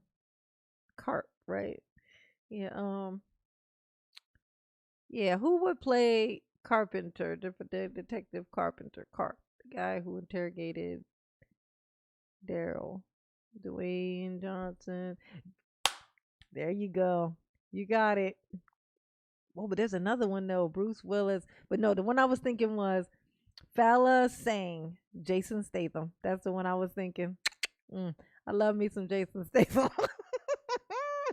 Mama love some Jason Statham. Oh, thank you, Deborah Wagner. Mama love you. Yes, she do. Yes, Jason Statham. Whew. If it got Jason Statham in it, I'm gonna watch it. Okay. He's aging very gracefully. He's aging like some fine, expensive wine. Okay. It's original. Oh, it's original. Oh my god, I'm so slow. Rosie O'Donnell and Sue Alford. Yeah. Oh my, y'all, we need to make this movie ourselves. We definitely got the casting down pat, honey. It would be so good. It's original. That's it. Like it's original. It's original. I like that. Cool name. And Rosie O'Donnell has been casted as Sue Alford. Yes. Like a little bit of fan fiction, honey. Let's see. Zac Efron could play APA's. Oh shit. That's is that the guy who that's the guy who let him in the house, right? Zach? I'm pretty sure that's the guy who let him in the house, right? Let's see. Yes. Yeah, but Jason Statham, yeah. He would be perfect for that. Ooh. Mm. I know that dude ain't got the accent, but it'll be okay. We forgive it. He can just yeah, well, like we don't even notice. Jason and his accent. Guy that's always in trouble. Gray headed guy who's always in trouble. Who's that? Let's see. The guy from CSI. Oh. Huh. Like the geeky dude? You talking about the real geeky one?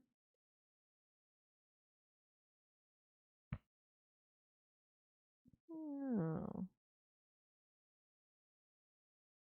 Oh no. It's weird. Let's see. This is fun. This is like fan fiction. Let's see. Breaking Bad. Satan is Daryl. I know, right? Who would play Bubba? Oh, Woody Harrelson. Who would Woody Harrelson play? I love me some Woody Harrelson. And he's another one of those perfect ones. Just perfect.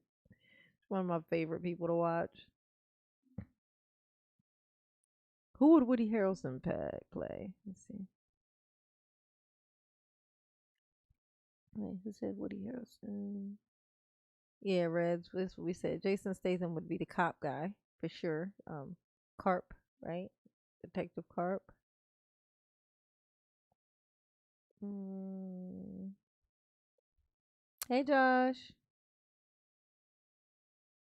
Let's see. Actually, you look like the judge. Who look like the judge? Oh my god. Oh my god. That would be the role of a lifetime for me if I could play the judge. If I could play that judge. Oh my gosh. Only if Daryl really plays himself. Daryl would have to if Daryl played himself as him, then yes. Adam Sandler as Carpenter. No, Jordan. What is you talking about? No. No. Kathy Bates is Sue Upper. Kathy Bates. Ooh, I could get into that. I can get into that. Yeah. I could get into that. Robert Downey Jr. is Robert, really, Robert Downey Jr. Okay, Kiki Palmer can play Erica. No, let's see who will play Erica. Let's see. Who are all the other people? How about that bailiff guy that sits behind Daryl?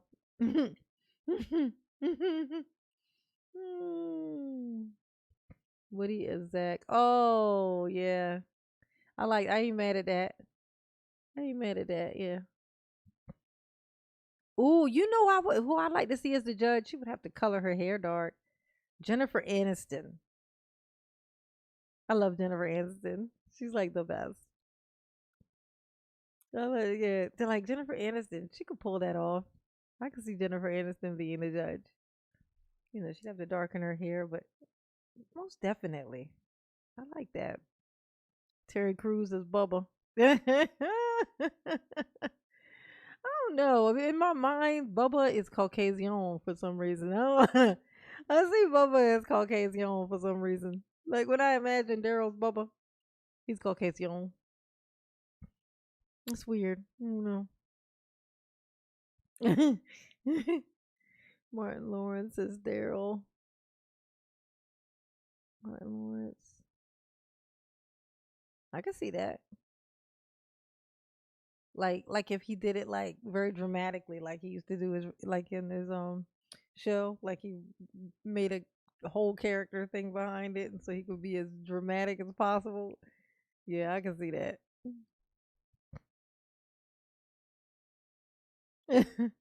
Daryl would be like, "See, I didn't even do it. It was that guy."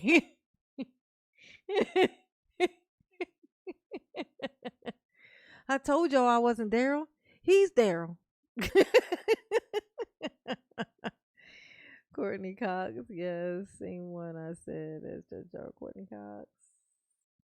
Oh yeah, yeah, Courtney Cox. No, she done ruined her face.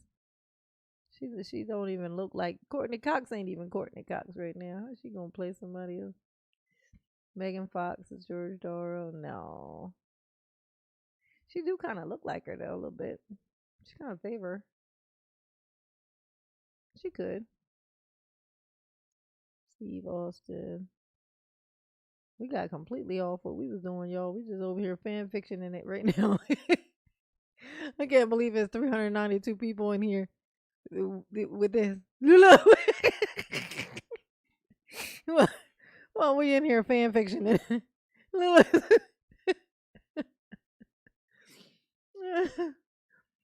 Oh shit! Check this out. What if they did like a musical? what if what if they did a musical, a Daryl musical, and they called it Because Daryl.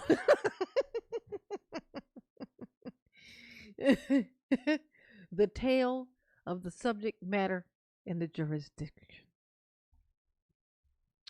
The subject matter and the jurisdiction. And they'd all just run across the stage. Whoa! Whoa!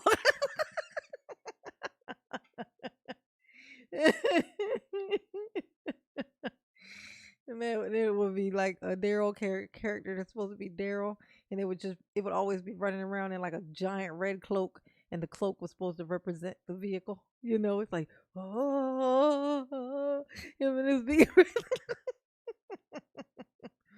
yeah. and then like let's see, if Judge Doro would be like, where would she be at? Oh God, somebody need to write this shit. Oh yeah. Dawn Narrow Durrell. That's some shit. She said, my car is stolen. So not only did he just murder the people, but he also apparently stole a car because of his mom. Gee, thanks, Mom. Now I'm a car thief. Thanks a lot.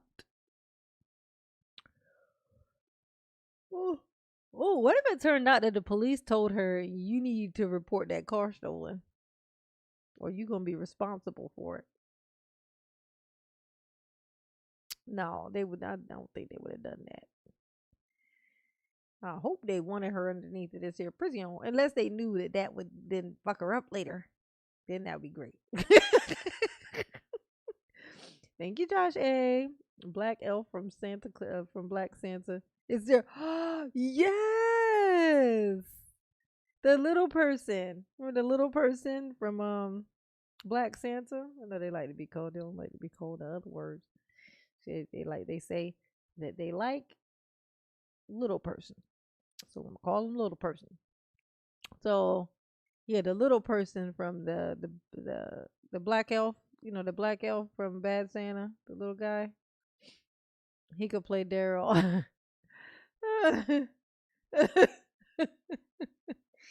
He would just run up and jump up onto the chair, and then he would just be with the cash app.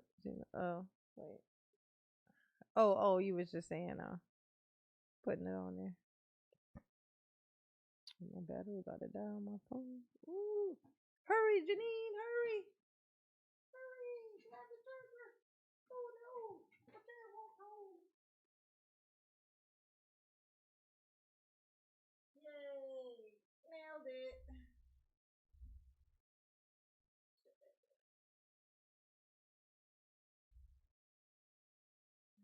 Shut that down for it. My battery on my phone was trying to die on me, y'all. She's trying to die on Janine. Yes, honey, yes. Well, thank you, Josh. Mama love you. Yes, she do. Flavor Flav is Daryl. Oh, can you imagine if they did the videos, if they tried to recreate his music videos in there, like in a movie? He'd be like, yeah. He would have his little fake locks, then y'all could see how he wore them because then the actor would have to wear the fake locks too. Oh my gosh. Oh, Eddie Murphy in multiple. Like Eddie Murphy would play a bunch of different roles, like in Nutty Professor. Oh, Wisconsin. Jennifer Lapine. I live in Grafton, Wisconsin. Love you, Mama. Oh, Mama love you too, Jennifer. She love you too. Who plays Corey Runkle? Hmm.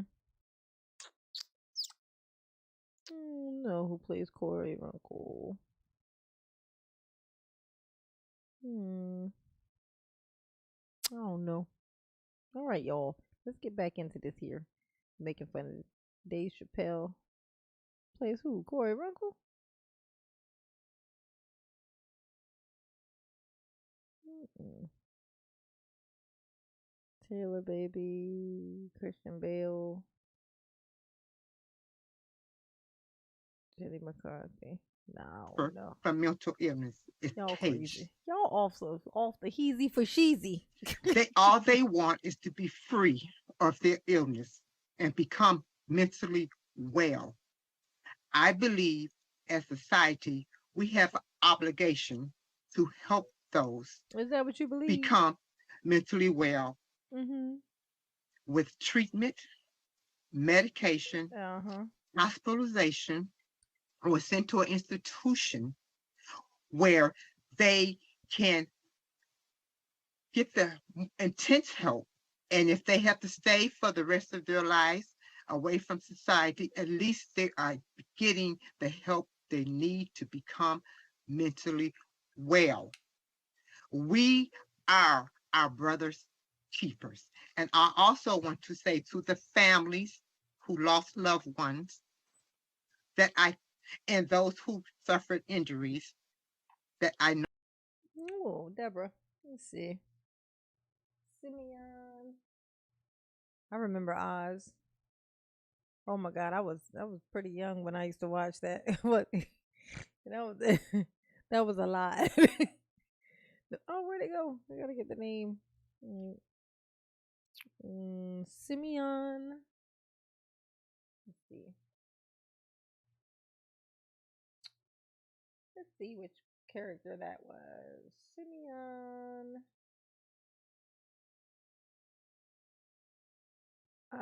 Desbisi.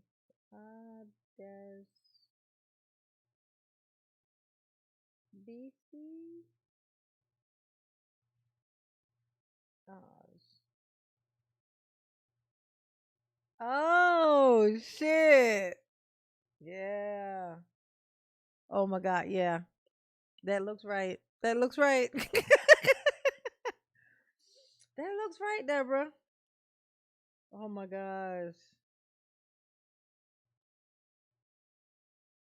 That looks about right. It do.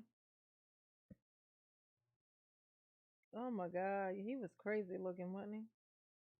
Played by Adewale Akinwai. Oh my God, I don't know why I'm terrible with names. And that one's a challenge for sure. For sure. Oh. Okay. All right. Thank you, Mama. I'm Mama. Ain't I? Thank you. Thank you, Deborah. Mama love you. Oh. And yes, I bet that is a roundabout what his boo thing looks like. Thank you, Della Street. Mama love you. Yes, you do. Catch it.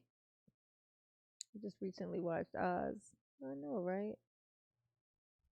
That's a memorable ass show, ain't it? That was some crazy shit. Oh my man, they was getting away with a lot of stuff back then on TV. I mean, but it was like HBO. Know their That was pain, HBO, I think. and I pray that the Lord would continue to comfort and heal each of them. Oh yeah, Fantasia. Fantasia as Erica. That's a good one.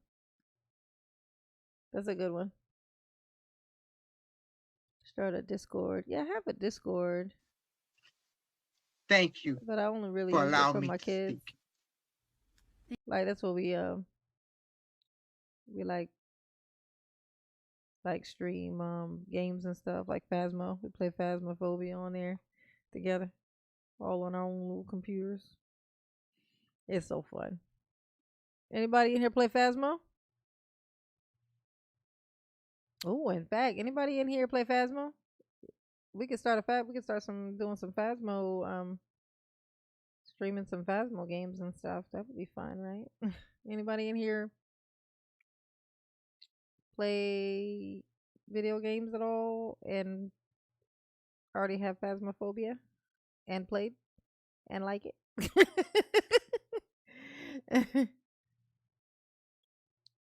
Anybody let me know. Let me know. We got any Phasmo players in here? Oh my god, that would be so fucking fun.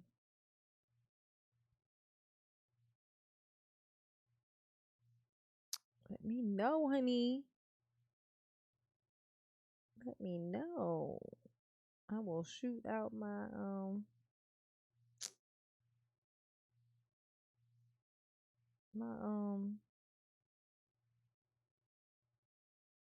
never heard of it. Phasmophobia? Come on. Come on. I'm gonna have to show you. Oh, this is what I watch all day. Freaking Destiny. He's like the best debater in all of the YouTube streets. I haven't seen anyone beat him yet. That's what I was watching before I went live. Let's see. Let's see. What was I looking at? What was I looking at? Oh, Phasmo. Just so you guys can get an idea what it looks like.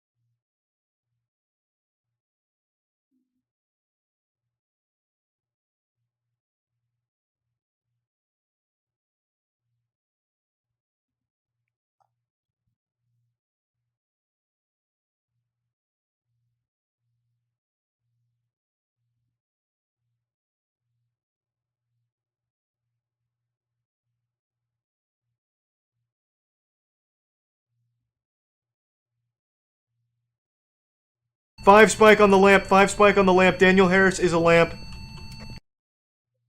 In the cupboards. Where, downstairs or upstairs? Right downstairs. I guess like a child that's gonna pop out, maybe? See, like, and you see how the people, you can see the people are full, actual, whole people, and everybody is, it's like a separate character. You start off in the truck, and you pick your tools. They got like an AMF reader, the flashlights, like cameras, camcorders, like whatever you want to have, and you go up in the house. Like there's a bunch of different houses that you can go into, or like there's a sane asylum. There's like now they have like some different ones um like camping sites and stuff like that, and you have to try to figure out what type of ghost it is. There's like a bunch of different types of ghosts it could be. Like you got to figure out because each ghost do separate things. Like some you can put salt down, they walk through the salt. You see the footprint. That's a sign, right? So you're trying to figure out what type. Yeah, the sanity pills. We got pin up pandas, you know. But oh my god, it's so fun. It's super fun. Like, and so like me and my kids, we play, play through Discord. That's how we communicate until we get on. So I guess it's still through there though, because once I have it open, it shows up in my Discord. So like if I wanted to record it or whatever, I could do it. I could do all of that through my Discord. But yeah, it's super fun. Yeah, you want to get into it. I'm gonna tell you, it's fun. It's scary as fuck. It is. It is. It feels way too real. And I was under the assumption that it has to be like, cause I have the VR, I have the the VR headset thing or whatever, and I'm used to think that you had to have those on for it to really be like immersive, like where you're really scary. But no, I'll be sitting right here. I can see my whole house around me. I know ain't nothing going on. I'm perfectly safe, clearly. Because when you got the VR goggles on, it's hard to decipher reality from what you're looking at. When you do play the scare games and stuff, like you'll quickly take them things off and be like, fuck that. Right? But on this, I was like, how is it gonna be that scary? I'm like, I'm just looking at my computer screen. Like clearly but I'd be scared as fuck. My legs be tight as hell, and I go running out of the house. Like I just run for it. Oh, it's so fun. Yeah, it's so fun. It's super fun. You want to get into it. Just trust me. Just trust me.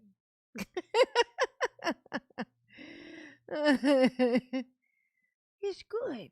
It's good. Hmm. Oh, you know what I should do one day? You know what I'm gonna do? Shit, it's the weekend. I'm talking about one day. Y'all would have to come in here with me though. If y'all gonna be scary and not come, I'm not gonna bother to do it. But I could do a live stream of me in playing. Like it would be just like this. It's just me on the screen like this. You would just see the screen of what I'm playing and everything in the back, just like you're seeing what you're seeing right now. I'm gonna do one of those this weekend. You know what else? Because I'm into. I love scary shit. One of the things that I wanted to do on here, I wanted to like I like to react to scary stuff, like do like scary reactions and shit like that. But it's just people are so scary. But I think that was like the kind of genre of weirdness that I got pushed into before my YouTube, like just the kind of stuff it was. Like those people are very, very scary. Like like scary. Like I'm using the word in wrong because that's the way that people use it. But what I mean is they're scared.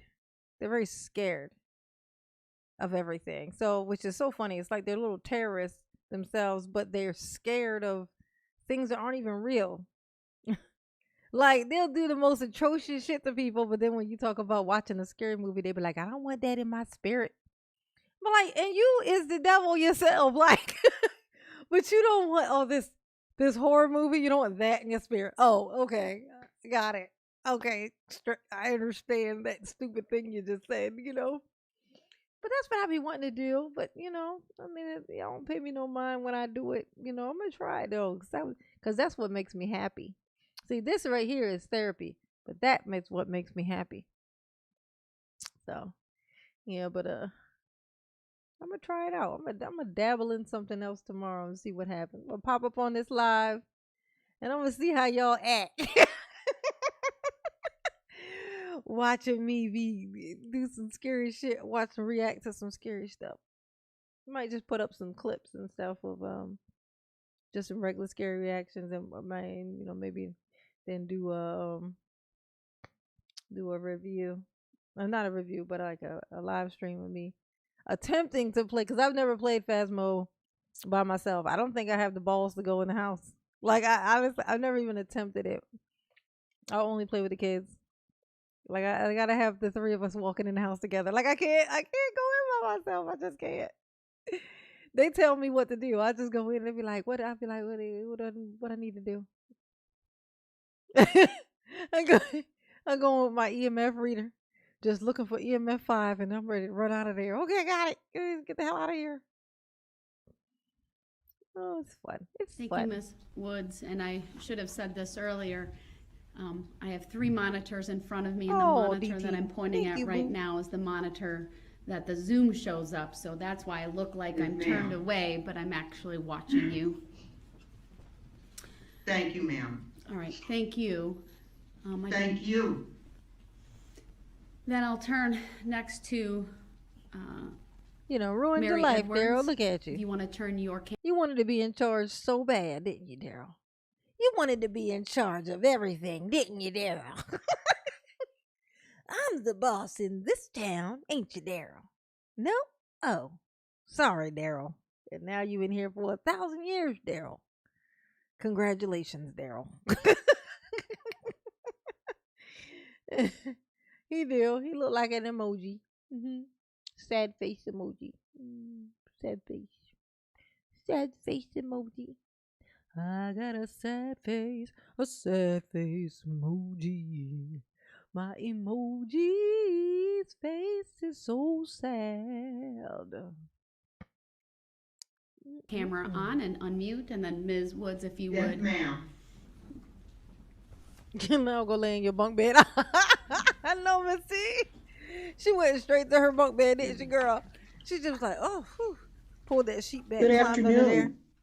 Look, she pulled that sheet up, climbed in there, put it back down. She just laid right on bed and her flow for it. She said, ooh, nap time. And now Daryl's in here having this moment. Oh, oh, oh, poor Daryl. All alone. All alone, all alone, all alone with his thoughts and his nose. That's quite a nose. Look at that nose. Look at that thing. That's a nose. It don't even look real. Remember that video? Remember that video? The music video he did where he had the hat on and it said it looked like he had the combo with the glasses and the nose and the mustache combo. Well, trio, I guess it would be. Oh, look at that there. Look at him looking right sad. He's like, I just want to go home to my mama's driveway. I just want to go home and watch TV in my car. Well, I'm sorry, my mama's car in my mama's driveway with the TV I stole from her house, allegedly. I just want to go back to the life that I used to hate. The life that I blamed on my mother. I should say for the record that obviously Dawn Woods was the first speaker, and then I have Mary Edwards. If you can let me know who's next to you, please. Yeah, she about to lie her ass off. Oh, there's no one next to me at the moment. Thank you. Okay. Are we good to go? She said, she's just gonna brush her off. There's no one next to me, even though we just saw a sleeve, We just heard a voice, saw a sleeve, and she looked over there. So clearly somebody's over there, Grandma. Okay, Grandma. She's like, ain't nobody next to me. Thank you. Now, can we proceed? I'm like, who is you? And why do you have on all this orange? Like, did she wear all this orange to support Daryl? Is that what this was? I didn't catch this when I made the video. It pissed me off later on. And I didn't catch it. I didn't realize that she wore orange. She wore the color orange to support her grandbaby. That we don't really know if it's really her grandbaby. Wonder if that's really the grandma. And if so, whose mom is she? Right? Whose mom is that? I need to know who's in the room with you because I saw them. That's my husband. Okay. Okay, he's not in the room at the moment. Well, all right. That's okay. He's not here. I just wanted to know I Is saw the someone problem else. with him being here? No, he can be there since I know who it is. We'll just. All right, it's my husband. That's funny. You just said he wasn't there and then you just turned back around and now you're talking to him again. Grandma can't tell the truth to save her life. It's amazing she made it to the age that she is now. Look at this, Mary. How vain can you be? She got her name across. She got her name in giant letters across her screen. Oh, maybe she's like a podcaster or something. Is this grandma a podcaster? Is that what's happening? What's popping? Don't mind me just watching. Is here. Will he be speaking Okay. or just you? No, he's not speaking. All right, go ahead. Thank you for Look being at here her. today. Talking And about again, he ain't in if there. I She look keep like turning I'm around looking right at him. looking to the side, it's because that's where the monitor that I can see you is located. So go ahead. Thank you, Judge. For the record, my name is Dr. Mary Darlene Edwards, and I am not the wicked grandmother of the West. I am the grandmother of Darrell Edward Brooks Jr., and I asked to be here today for two reasons. First of all, from the bottom of my heart, I want to offer my sincere apologies to those who have been hurt so badly by what has happened here, this tragedy that has been caused by my grandson. I want to also apologize to the family of the little boy. I understand their name is Sparks. Jackson. And to all of those whose lives have been damaged by this overwhelming tragedy. As a minister of the gospel of Jesus Christ, I want to give the family and those who've been hurt so badly the scripture, "Blessed are those who mourn, for they shall be comforted." And I say this, please know that it's my prayer that my grandson will sincerely and humbly apologize and ask all of you and God for forgiveness for this horrible, terrible deed. Some of you have said that you will never forgive him. Please do not be like the man who drank the poison and hoped his enemy would die. Unforgiveness is a terrible disease, just like mental illness is. Wow. Truly, there have been many losses. That's helpful. Allegedly.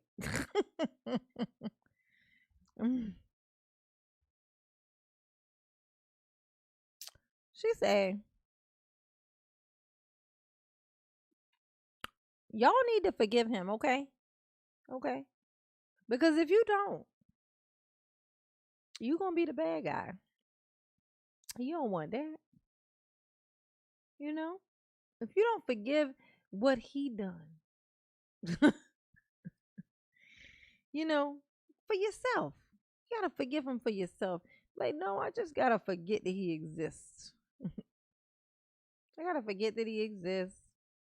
And I gotta get myself to the point where I'm not afraid to go outside anymore. That's what I need. I don't need to acknowledge that he even exists anymore. And that's the thing about these people say you gotta forgive people. No, you just have to move on from that. You gotta forgive them. If you really want to get into that conversation, you can forgive yourself for making decisions based around that person, whomever they are. But you ain't really gotta concern yourself with that person anymore. In fact, that's the best thing to do. And whenever they say you gotta forgive somebody, it always involves you telling them that you fucking forgave them. Why the fuck I gotta tell you? Oh, I gotta inconvenience myself by coming to you to tell you that you off the hook. Yeah, nah, bro. I forgive myself for being dumb enough to deal with you. How about that? And then I'll move on with my life and act like you never existed. How about that? Now that I can do. I can do that. Just that sounds like a plan. What I just because of came this up with. tragedy. Darrell's mother has lost a son. I've lost a grandson. Darrell's children have lost a father. And Darrell has lost his mind and his life in the outside world. Daryl lost his mind.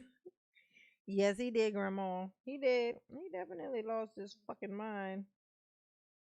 I mean, he thought he was gonna represent himself, but I'm glad he lost his mind again, cause he planning on doing it again, honey. He's gonna represent himself in 2 more trials, honey. 2, count them. 1, 2. I feel bad for Erica, cause she gonna have to sit through that shit. She gonna have to sit through that shit. At least one of them, cause one of them is about her.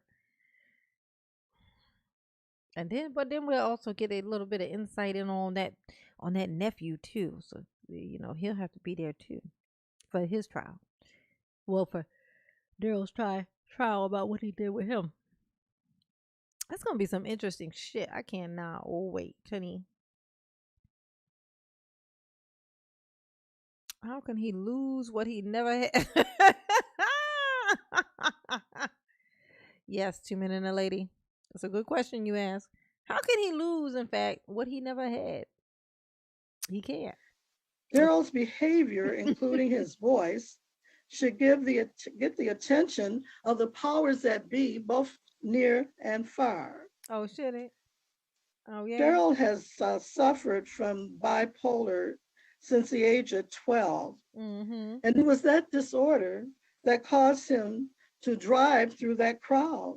It is my prayer that he will be treated for this illness and managed in a facility that addresses mental health concerns. Good luck We with that, must Bubby. start with a younger generation.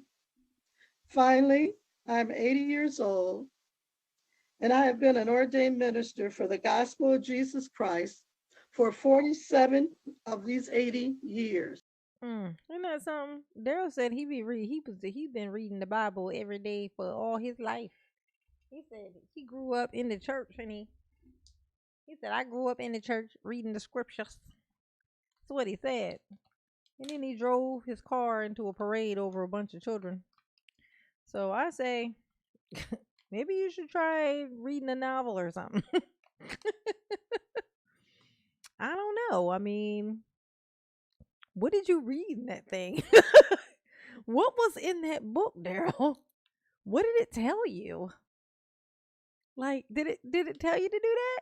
Like, cause you keep talking about you read this book and now you done this thing. Then did the book tell you to do that? I don't know, man. I don't know. I'm just saying. Might want to find a new book. If you look at my background, you will see that God has used my life to bring about positive change in multitudes of residents in the city of Detroit and beyond. I share this information not to dry boast. bragging. That is not my intention, but rather to let you know that I care about people Seem like a and flex, their Grandma. well-being. I've spent more than half of my life helping what the Bible calls the least of these, AKA society's rejects. Oh, now she judgy.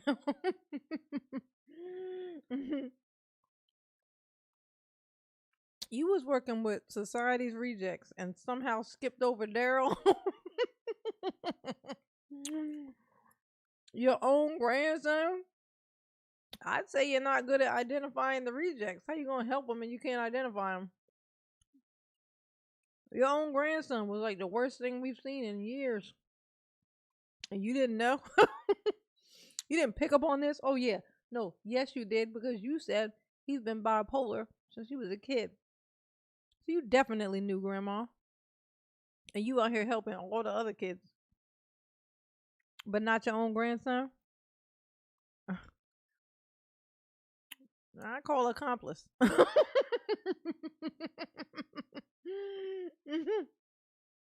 Something wrong with these people, y'all. Throw the whole family away. Just throw the whole family away. Just yeah, just it's it's too hard to distinguish what we should keep. So just throw the whole thing away. Just throw the whole family away.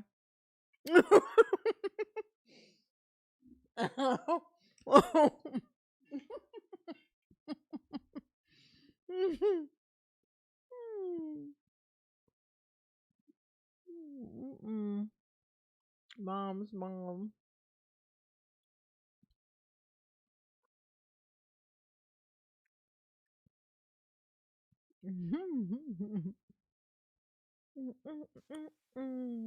Since this tragedy, I have become a mental health coach.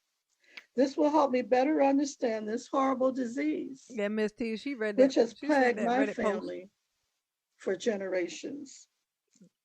Presently, there is a church in Detroit that is planning to establish a mental health clinic.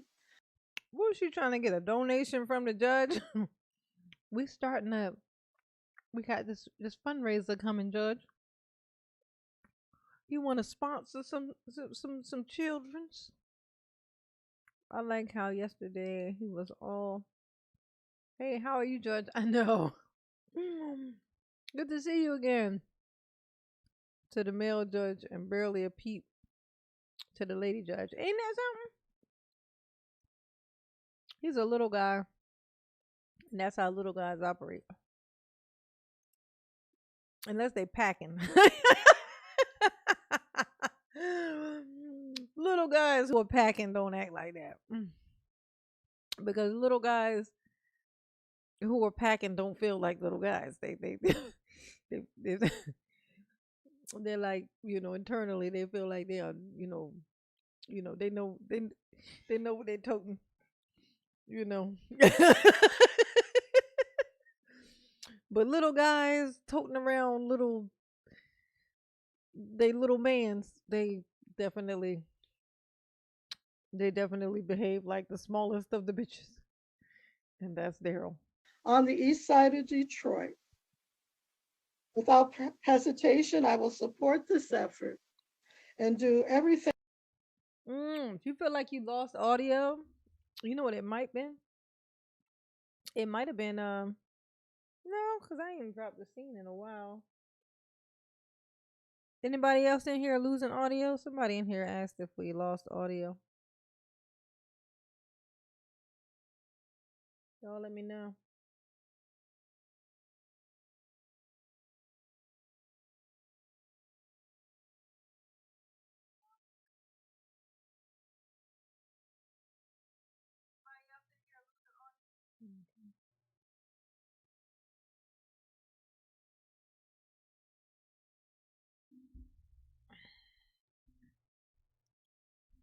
No, good. All right.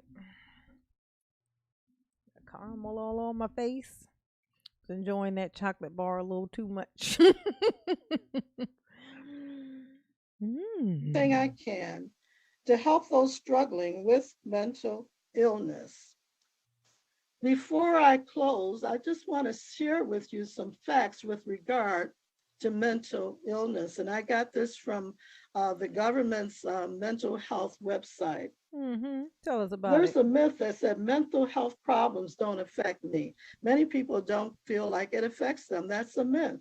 It affects everyone. It's a common problem. In 2020, and listen to this, 1 in 5 American adults experience a mental health issue. 1 in 6 young people experience a major depression episode. 1 in 20 Americans. Okay, that's enough, Grandma. We're going to get to what we came in here for. I forgot what I came in here for, y'all. I got into everything else. I was just curious and wanted to look at that thing again. And then forgot what I was in here for. You want to listen to Daryl get handed his, when the judge just kind of reads him.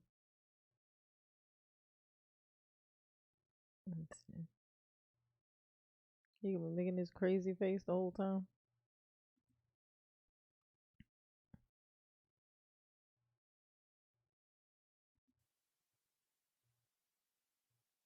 Look at him. He be in outer space. Look at this.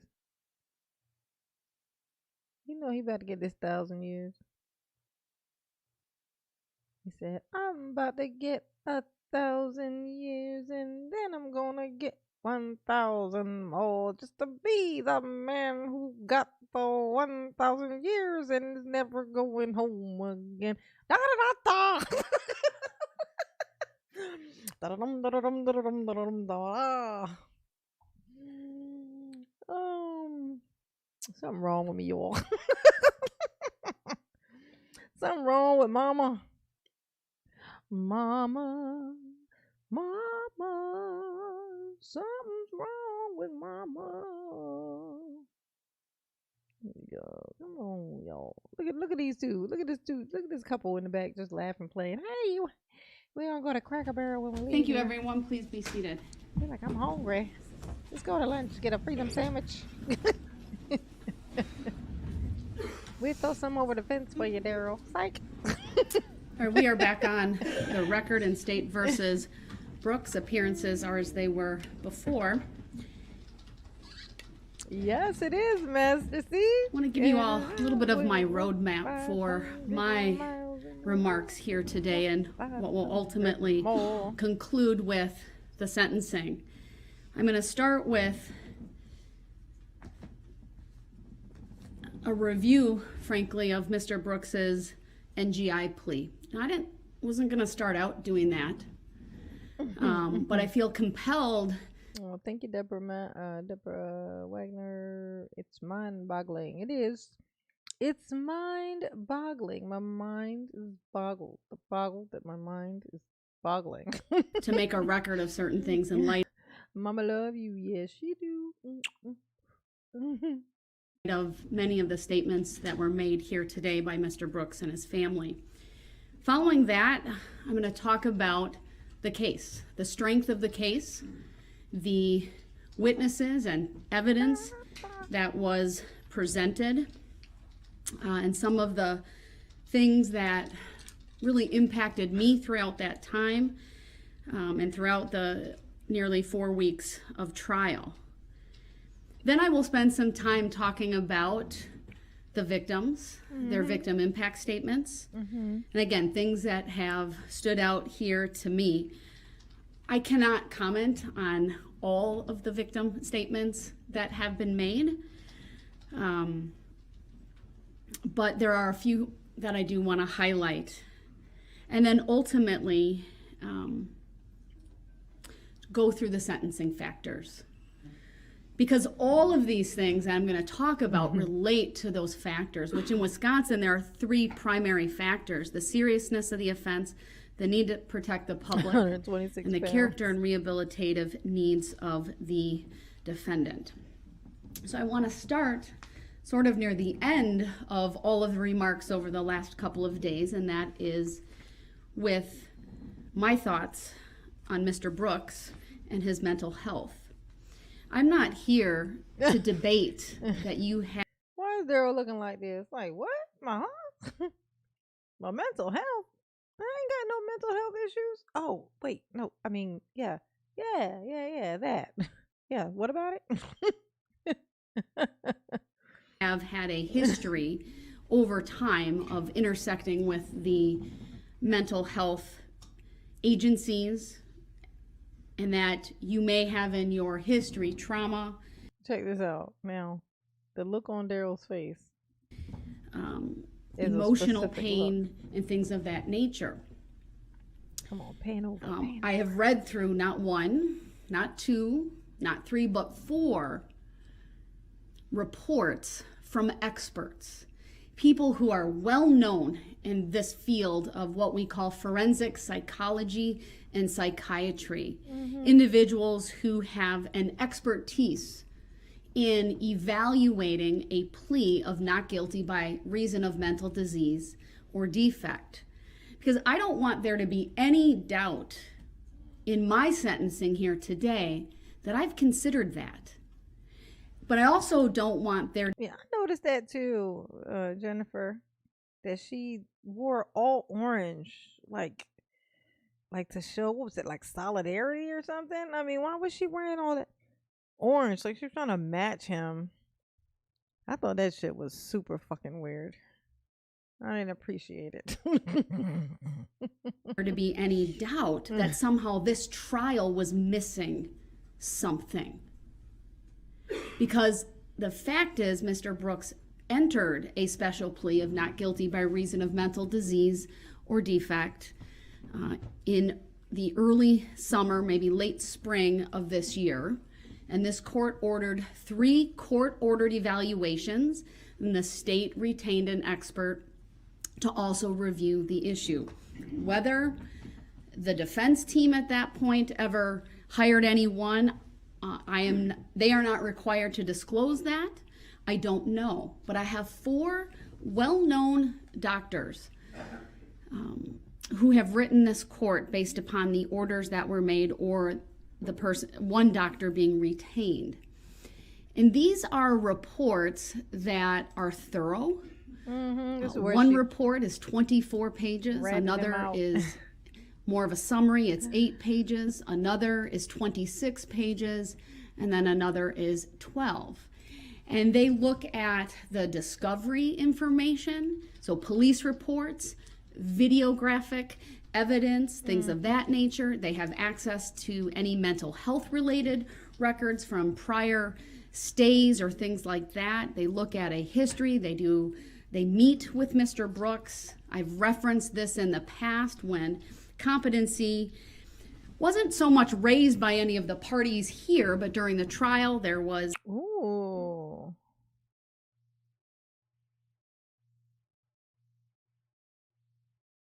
The same psychiatrist that evaluated the Slender Man girls. Holy shit, Pinup Panda. Whoa. Whoa. That's cray cray. That's the. Wow. That's spooky. The girls that said the Slender Man made them kill their friend. They took their friend out in the woods and murked her. And then they said Slender Man made them do it. They were young girls too. So the same psychiatrist that checked them out, checked Daryl out. Daryl's like, yeah, Daryl definitely ain't the Slender Man, I tell you that. I mean, he's slim, but he damn sure ain't tall. As Attorney Opper wanted to make a record one day of Mr. Brooks's competency. And I will restate what I stated at that point. I have absolutely no doubt that Mr. Brooks is competent. I'm obviously well versed in the legal standard, but that is not something that this court was frankly ever concerned about at any point in time. I know that his attorneys, when he had attorneys, never raised the issue. And it was really only after the trial began that that issue was raised, I think, by the public based upon what they saw. But Attorney Opper, like myself, had the benefit of having reviewed each and every one of these examinations. And I'm not going to spend a lot of time, but I think it's important because it goes also to Mr. Brooks's character, which is one of the things that this court must consider along with his rehabilitative needs. And I'm going to read parts of these evaluations so that you all understand the information that I have and why it is my opinion that mental health issues did not cause him to do what he did on November 21 of 2021, and frankly did not play a role. That's not to say that he wasn't diagnosed with something. I've referenced this previously, but that's an antisocial personality disorder. And this is what one of the reports has to say. They've looked. Look up this profile on YouTube called Pale Rider. What's that?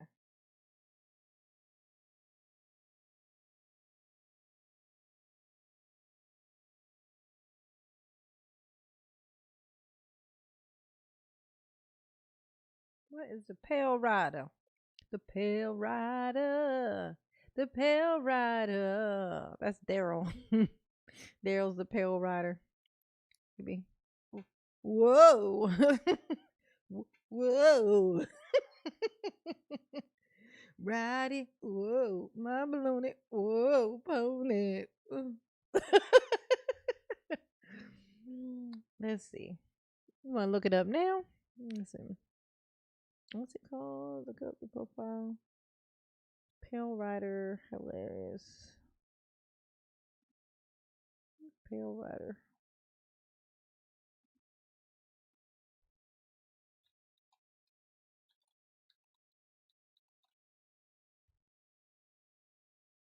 Ride it. My baloney pony.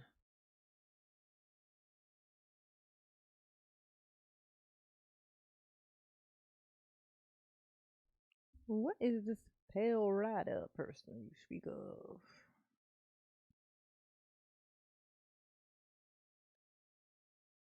Is that a gamer?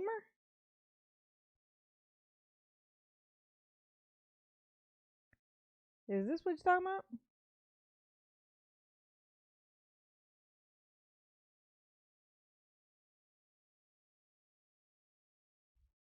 I doubt that's what you're talking about. Look up this profile saying called Pale Rider.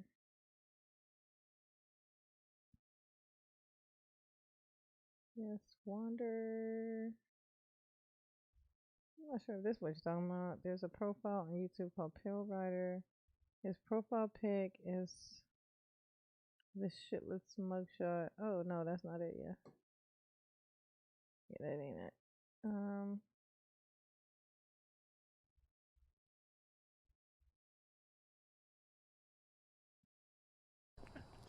This one has a recommended team size of 1.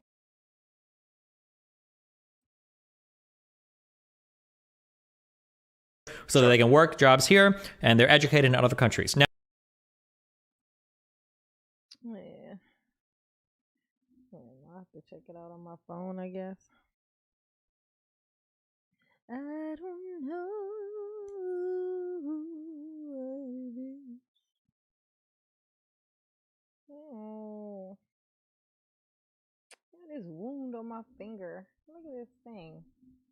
I just pulled the scab off. Like a hole. It left like a hole in my finger.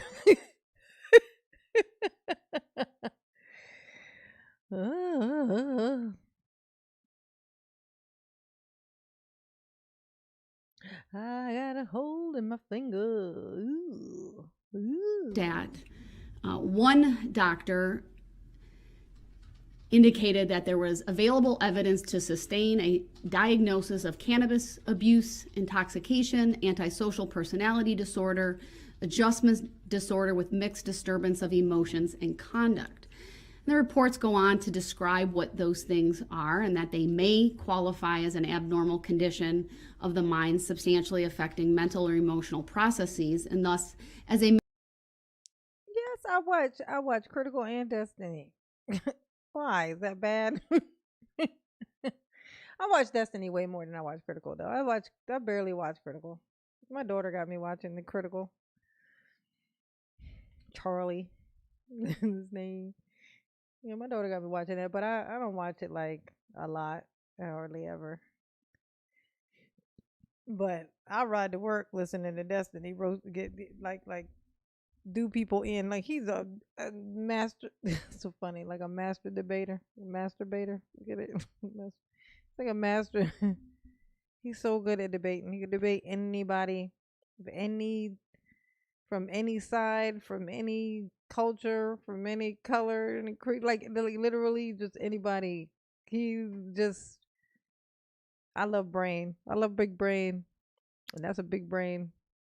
Me love it. Me love it. Mental disease or defect as broadly defined by the Wisconsin jury instructions, and that's at least as to the adjustment disorder. Cannabis abuse or intoxication would not. The diagnosis of antisocial personality disorder, and this is what the doctor said, reflects converging support of an underlying characterological disorder versus a major mental illness. In Mr. Brooks's case, I would note his history of disregarding the rights of others and conforming to societal norms, including in the forms of multiple acts of violence beginning in his youth, contacts with the criminal justice system, lack of remorse as indicated by being indifferent, rationalizing, etc. The doctor goes on that it's her understanding that this characterological condition would not qualify as a mental disease or defect as defined by the applicable statute, which also specifies that mental disease or defect does not include an abnormality manifested only by repeated criminal or otherwise antisocial conduct. Goes on to talk about her opinion regarding criminal non-responsibility. And the examiner rendered an opinion to a reasonable degree of professional certainty that there was not support for the defendant's special plea, that the facts at hand do not sustain a conclusion. They're holding his head to the side like he can't hear. You hear what she's saying. You wish you didn't have to hear it.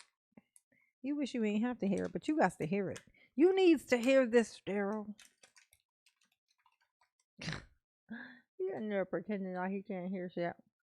Yeah, what now? Choking on my candy. To a reasonable degree of professional certainty that because of symptoms of a mental disease or defect, Mr. Brooks was rendered to lack substantial capacity either to appreciate the wrongfulness of the alleged misconduct or conform his conduct to the requirements of the law at the time in question. In arriving at this opinion, the following considerations were significant to this examiner. While acknowledging Mr. Brooks' documented history of episodic contacts with mental health professionals beginning in adolescence, most of the time he has had such contacts or received mental health. You know what this face is that he got? You know what this face is? That's a face of hope. He thinks based on what she's saying that she's about to tell him, yeah, we're gonna send him to the mental institution. He's just too crazy for regular jail. I think he really is, needs some assistance, and we're gonna just go ahead and send him over there. That's what he thinks that that's a possibility. Like from what she's saying, because the way she's talking, I hope she's doing it on purpose. I hope that this is intentional, because it just gonna help me sleep at night to know that she did this to him on purpose. Like, I hope she gave him hope on purpose just so she could snatch it away. That's what I hope for. That's what I hope. Health treatment when in custody. In effect, there is not a sustained, documented history of a diagnosed major mental illness for him predating the alleged offense or otherwise. Looked at a psychiatric review from April of 2010. At that point, the defendant was determined to have no medically determinable impairment on which to qualify for disability benefits. The consultant who conducted the review noted that Mr. Brooks' claimed mental illness was not, quote, well established, quote, that the statements that he made at that point were not deemed credible, they were inconsistent and not verified by treatment providers in the community. Factor number 2, the defendant's history of violence beginning. So Daryl, apparently, Daryl tried to apply for disability benefits based on his mental whatevers. He tried to get a check from the government on some I'm crazy stuff. They were like, yeah, nah, you might be crazy, but I'm not. I ain't giving you no check. But bump. I ain't giving you no check, Daryl. That ain't happening. What's poppin'? You ain't getting no check from me. That's what's poppin', okay? Oh, he disabled, all right. I know that's right. He disabled now. He ain't able to get up away from this table because he is tied to it. He ain't able to run away. No, he can't. He's stuck right where he is today. Forever, ever, ever. Ever, ever, ever. Years predating the alleged offense is significant. He faced multiple prior domestic-related charges. He was not permitted in his mother's home because of the history of violence. To be sure, the magnitude and lethality of Mr. Brooks's violence in the commission of the alleged offenses is more severe than what was previously known. However, the defendant's history of a pattern of violent behavior, coupled with other aspects of his history, and this case strongly suggests that his mental state, which produced the alleged offenses, was most fundamentally formed and fueled by contributions of his underlying characterological dysfunction, anger, and rage born of his conflict with his girlfriend moments before the Christmas parade tragedy. The examiner considered Mr. Brooks's episodic. Yeah, we heard that, Janine. We heard it. We saw it. We watched it on live yesterday. We watched it together. I pointed it out. He was over there whispering to his little lawyer. I ain't been able to watch sports. It's just killing me. Yeah, something. You need to be watching that barbershop. You need to be watching that dude who got the clippers. At least some scissors. Cut that hair, their hair. He needed a haircut. Bad. They wrong for sending him to court like that. They wrong for that. Endorsement of auditory hallucinations, including on clinical interview with the undersigned, meaning the examiner, and in a couple of recorded jail phone calls subsequent to his arrest. She said this: I am unaware of any objective corroboration that he presented, either in the hours leading up to or following the alleged offenses, as internally preoccupied or otherwise exhibiting signs of impaired reality, contact, or behavioral discontrol. To the contrary, the defendant's conduct within hours of the onset and moments following the alleged misconduct was organized, controlled, and purposeful. Moreover, he demonstrated the motivation and capacity to take efforts to evade detection and try to flee the immediate area of the parade carnage. Definitely did. She went on, I have considered the seemingly inexplicable nature and magnitude of the violence and mayhem wrought by the defendant's conduct on the day in question. He has caused 6 deaths, dozens of injuries, and terrorized hundreds of parade participants and thousands of spectators. There is no indication in the extensive compilation of records and other information available that at the time of the alleged misconduct, he lacked substantial capacity to either control or conform his conduct to the requirements of the law, or that his reality contact capacity to appreciate wrongfulness was substantially impaired.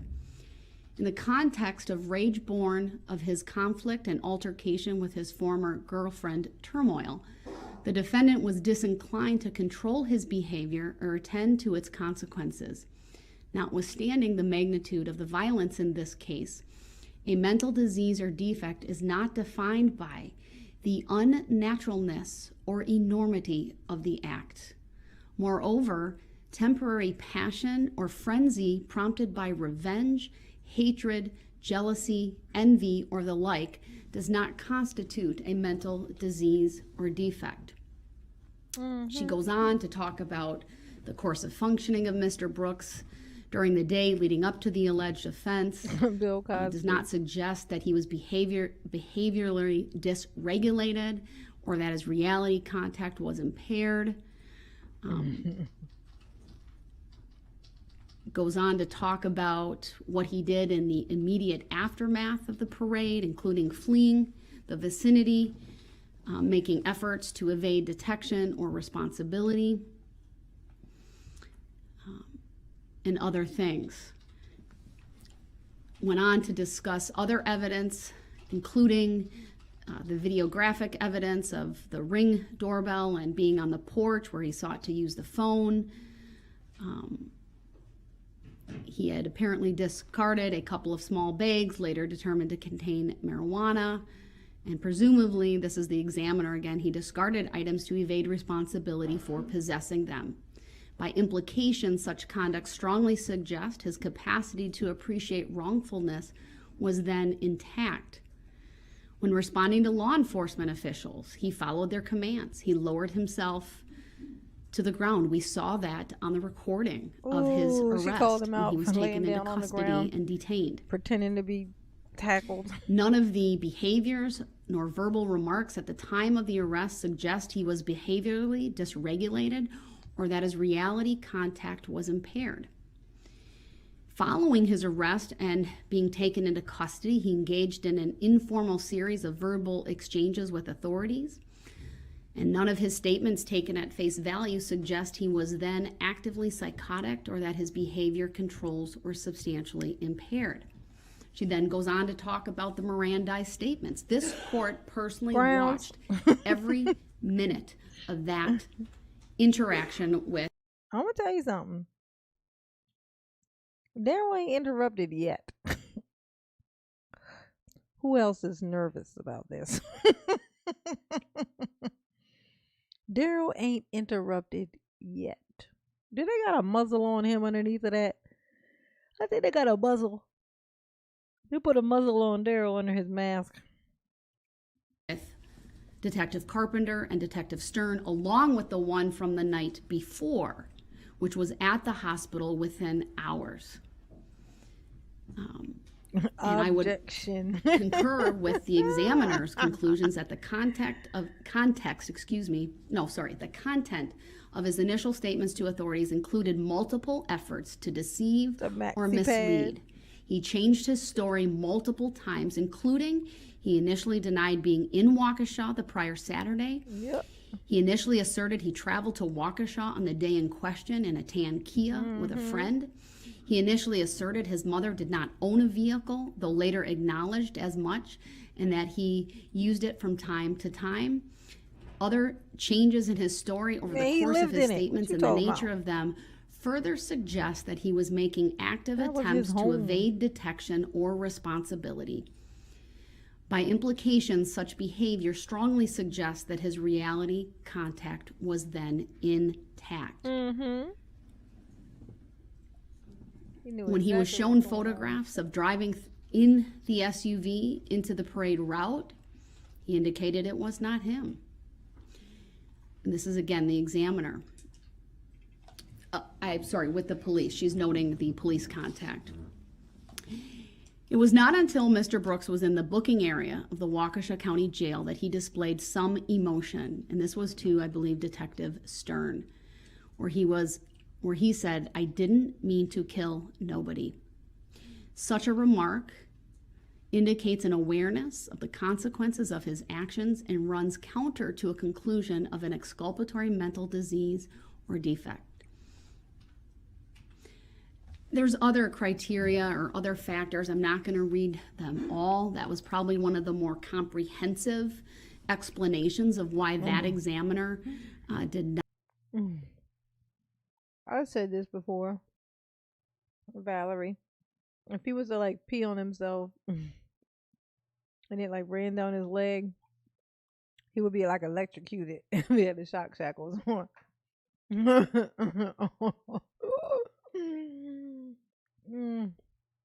Well, I don't think that's true unless they were plugged into like an electrical socket. I don't know. They were plugged into an electrical socket, maybe.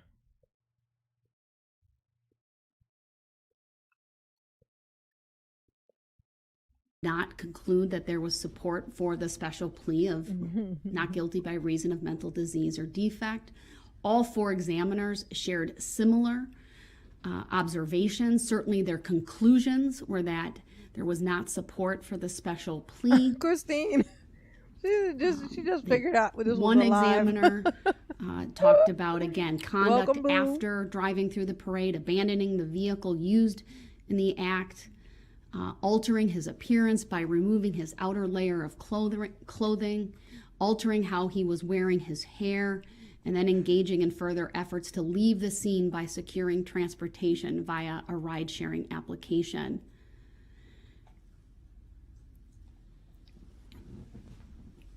This particular examiner went on to say, while he essentially, meaning Mr. Brooks, disclaimed any memory of those actions and could therefore not explain them, such behaviors strongly suggest an awareness of wrongdoing and a desire to avoid detection. Another examiner had very similar things: antisocial personality disorder with borderline features, talked about the cannabis use disorder and full remission in a controlled environment. Samuel L. Jackson. What's interesting about this particular report is the description of an antisocial personality disorder. The DSM-5 defines antisocial personality disorder as a pervasive pattern of disregard for a violation of the rights of others occurring since age 15 years, as indicated by 3 or more of the following. Failure to conform to social norms with respect to lawful behaviors, as indicated by repeated performing acts that are grounds for arrest. 2, deceitfulness, as indicated by repeated lying, use of aliases, or conning others for personal profit or pleasure. 3, impulsivity or failure to plan ahead. 4, irritability and aggressiveness, as indicated by repeated physical fights or assaults. 5, Ooh, that's a good one. The mother from the Addams family to play the judge. Morticia Addams. I like that. I like it a lot. reckless disregard for safety of self and others. 6, consistent irresponsibility, as indicated by repeated failure to sustain consistent work behavior or honor financial obligations. 7, lack of remorse, as indicated by being indifferent to or rationalizing having hurt, mistreated, or stolen from another. In addition, the individual is at least 18 years old and there is evidence of a conduct disorder prior to the age of 15. This examiner noted Mr. Brooks meets nearly all of the symptoms described above because he has exhibited a long-term maladaptive pattern of behavior involving a disregard for Maladaptive pattern, male balding. Is that what you meant, Judge? Oh, that's what I thought you meant. But, I mean, I'm going to assume that's what you meant. Male pattern baldness. or in violation of the rights of others, beginning in childhood and continuing through adult life. The borderline features reflect a general inability to sustain healthy relationships with others, including his domestically violent relationship with victim PPP. That examiner goes on with further analysis and conclusions, again finding that there is not support.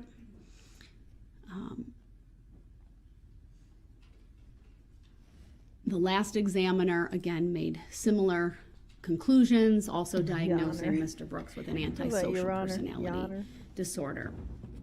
Why is that important? There is no doubt that in our criminal justice system today, we face a crisis of the mentally ill intersecting in our courts. In the last year and a half alone, this court has ordered many competency evaluations, presided over a number of contested competency hearings, and ordered many, many evaluations for the special plea of not guilty by reason of mental disease or defect. He don't blink, Hope. And the bottom line is, for this court, Mr. Brooks does not present as a person who is either not competent or not guilty by reason of mental disease or defect. It is frankly heartbreaking to see those individuals who truly suffer from schizophrenia, for example, intersect in our criminal justice system. Sometimes they do unspeakable things. They hurt other people. I'm thinking of one such gentleman who was so schizophrenic and out of control. He couldn't even be kept in the courtroom. He was too loud. He clearly, if you've ever been in the room with someone who is suffering from auditory or visual hallucinations, it is not. I'm gonna tell you what, Darrell's like, are you comparing me to somebody else? Are you telling me there was somebody in here who was worse than me? No such thing. Darrell's jealous. He's like, you gonna sit here and talk about that man in front of me? Like, I ain't trying to hear that. Something you easily forget. It makes an impression, even on someone like myself who's not an MD or a doctorate level psychologist. I've been in the room with an individual who was, when I did defense work, and he was accused of killing someone near and dear to him. It's a very, very different presentation. It's heartbreaking. It's heart-wrenching. Mm-hmm. Do the mentally ill sometimes commit atrocious crimes? They do. This is not one of those situations. I know that's right. We've heard Mr. Brooks's family talk about mental illness and bipolar. You know, in addition, and before I get to that, I've also had, over my 11 years on the bench, of coming face to face with evil on occasion.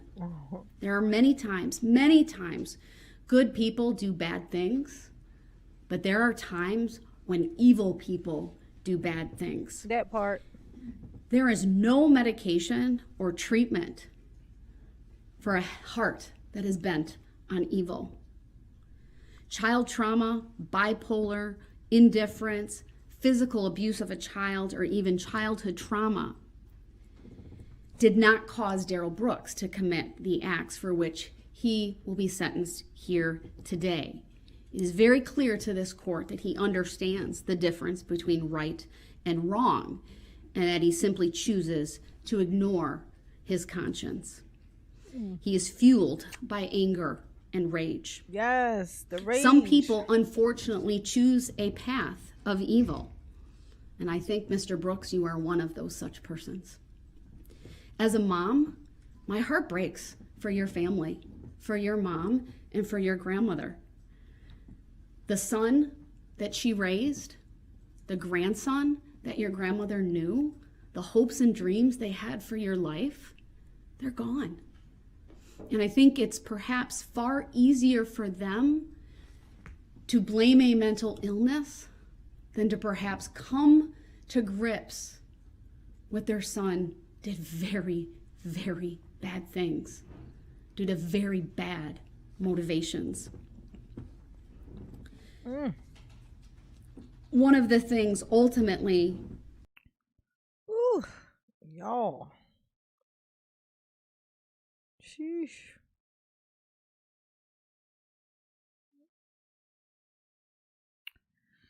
Oh. Let's see. 48.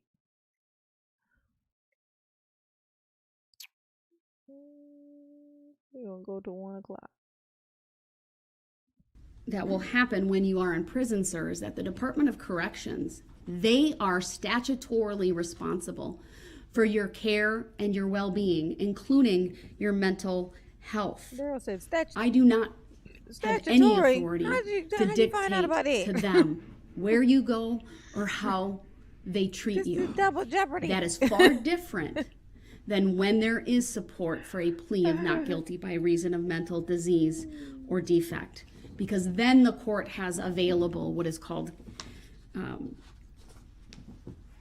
treatment facilities and a commitment to such a treatment facility. That is something that is simply not on the table. Who is you? And again, 4 evaluations, not even my own assessment, but 4 evaluations from licensed professionals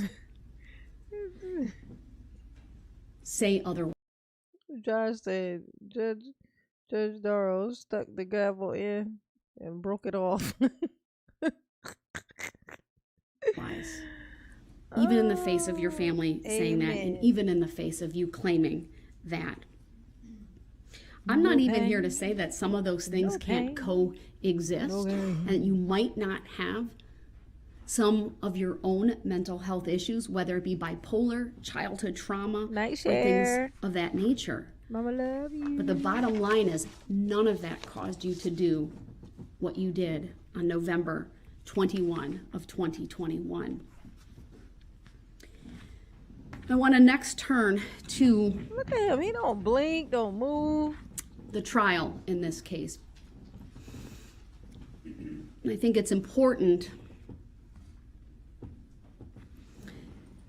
that the sentence here today focuses on your conduct on November 21 of 2021 and the moments leading up to that tragic and fateful decision of yours to drive through the Waukesha Christmas Parade, and of course the moments after.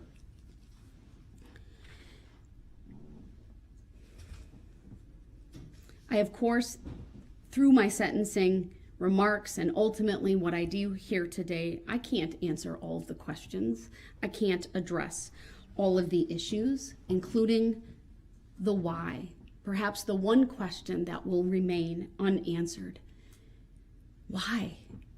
Why did you barrel down White Rock Avenue? Why did you not stop? Why did you keep going? St. Anthony, Andrea, you'll be evaluated for your tenderness because more is coming. Oh, I hope you mean by the inmates. You know, tenderness.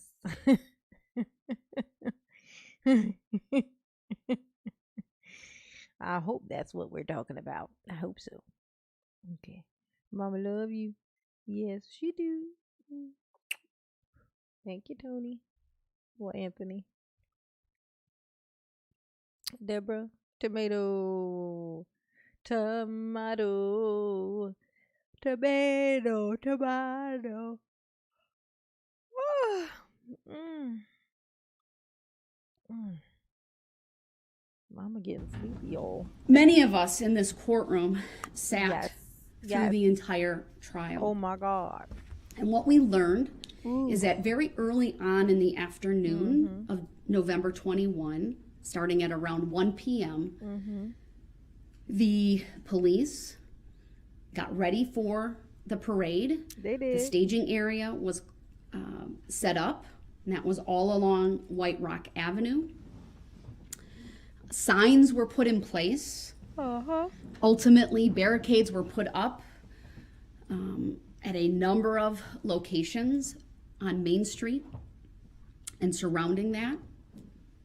We know, because we heard from Sergeant Warner about what he had done, and he had, Be blanco. right before the start of the parade, had driven down the parade route. It was on his shoulders, his responsibility to make sure everything was safe and in order. The license plates. What's important about that staging area, sir, is we know that is where the altercation with Erica Patterson really came to a head. We all watched that Good, video, John. multiple videos. John. And we know that even before that, you appeared angry and upset.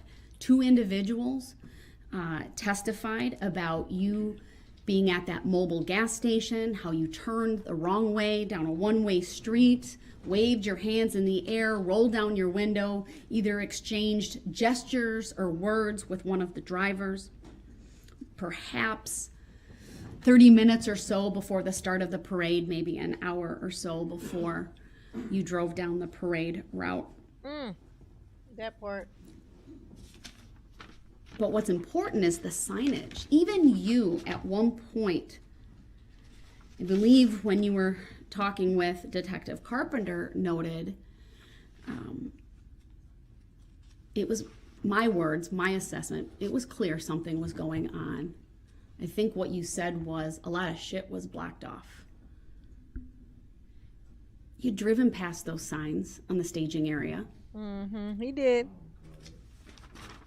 The fact remains they were there, sir. And the fact remains is you told Detective Carpenter that. Daryl said, this ain't looking good.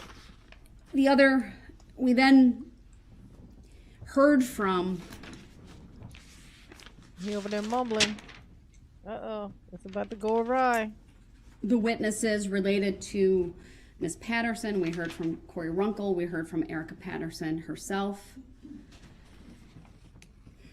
My impression, based upon Erica Patterson's testimony, who, by the way, she showed grace and dignity facing you, the man who clearly has no regard for her as a mother of one of your children, as someone you had a domestic partnership You ain't getting no with notification, and a relationship with at one point.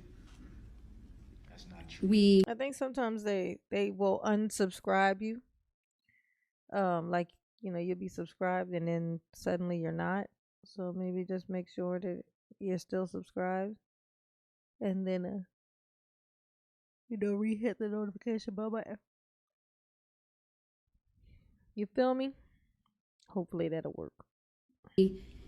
No, and I would say this goes to your character, what was shown through that altercation and going up the hill, following her, slapping her. The rules don't matter to you, not the rules of the road, not the rules established by court orders, not the rules even of decorum and decency. And I'll get to this more fully when I talk about your character. And I know you went hard at Attorney Opper for her bringing these things up, but those are legitimate, lawful sentencing considerations. And when I get to that point, I'll tell you the case law that supports that. Your character, even your pending cases. I don't need no case law. Here we go. Daryl's We getting know at the rambunctious. time of all of this, right? You were out on bond for 2 felony cases, one involving a handgun, one involving the same vehicle in Erica Patterson, and one involving ultimately intimidation of Ms. Patterson. We know that on November 20th, and she was very contrite about this. She told you where she was. She invited you out there. And that you had contact with her on the 20th. There was some physical. Contact with her on the 20th. Mr. Brooks, this is my time. You That's the need to reason- not That's interrupt. the reason why the charge was dropped. Mr. Brooks, because the state you need to stop. said specifically, wrote you, Your Honor, and said that they know it was no incident that day. Mr. And now Brooks, you want to sit up here. do not and now interrupt me you- or you will be removed to the other and now you courtroom. want to sit up here Stop. and try to now. add something in that you know for a fact never even happened. You want to sit up here Mr. and talk Brooks, about every who has time- grace and all this. You talking about someone with 5 kids that don't have custody. You need to stop None of right them. now or you will be removed. Remove me then. All right? He will be removed. He cannot simply stay I don't quiet when consent this to being court talks. sentenced anyway. I don't consent to this. Just like I told you, I don't know the. He'll be in recess until he's I don't removed even to the other understand courtroom. the true nature and cause.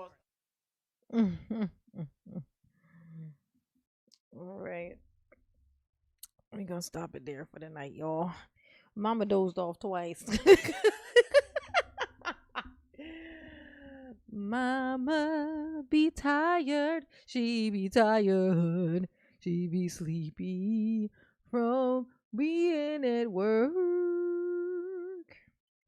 I be so sleepy. I don't consent. Well, you gonna need to. You gonna need to. All right. Mama love you all. Okay. Let's see some tomatoes. Throw some tomatoes for Mama. I'm gonna go 1. I'm gonna go 2.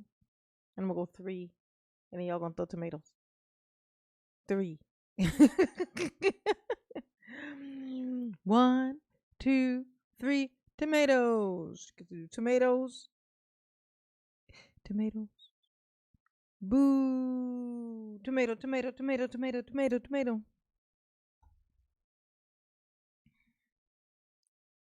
Yes, yes, yes. Tomatoes, tomatoes. See how cool they look on the thing? They show up over here. They look so cool. See? Tomatoes, tomatoes. Make it all red, red tomatoes. Yes. Tomatoes all over my head. Tomatoes all everywhere. Woo-wee. Let me pick a tomato. Doop, doop, doop. Pick the tomato. Pick, boop, boop, boop, boop. Oh. All right, y'all. Mama love y'all. Y'all behave. Because you already know I'm not going to do it. Especially not when I'm this tired. Mama love you. Yes, she do. Peace. Oh yeah, I'll be back tomorrow early. I'm gonna try to do a long ass stream tomorrow. So I'm gonna start like butt crack early. Like just go in. Try to do a video too. All right, y'all. Y'all be good. Mama love you. Peace. Sleepy, sleepy head.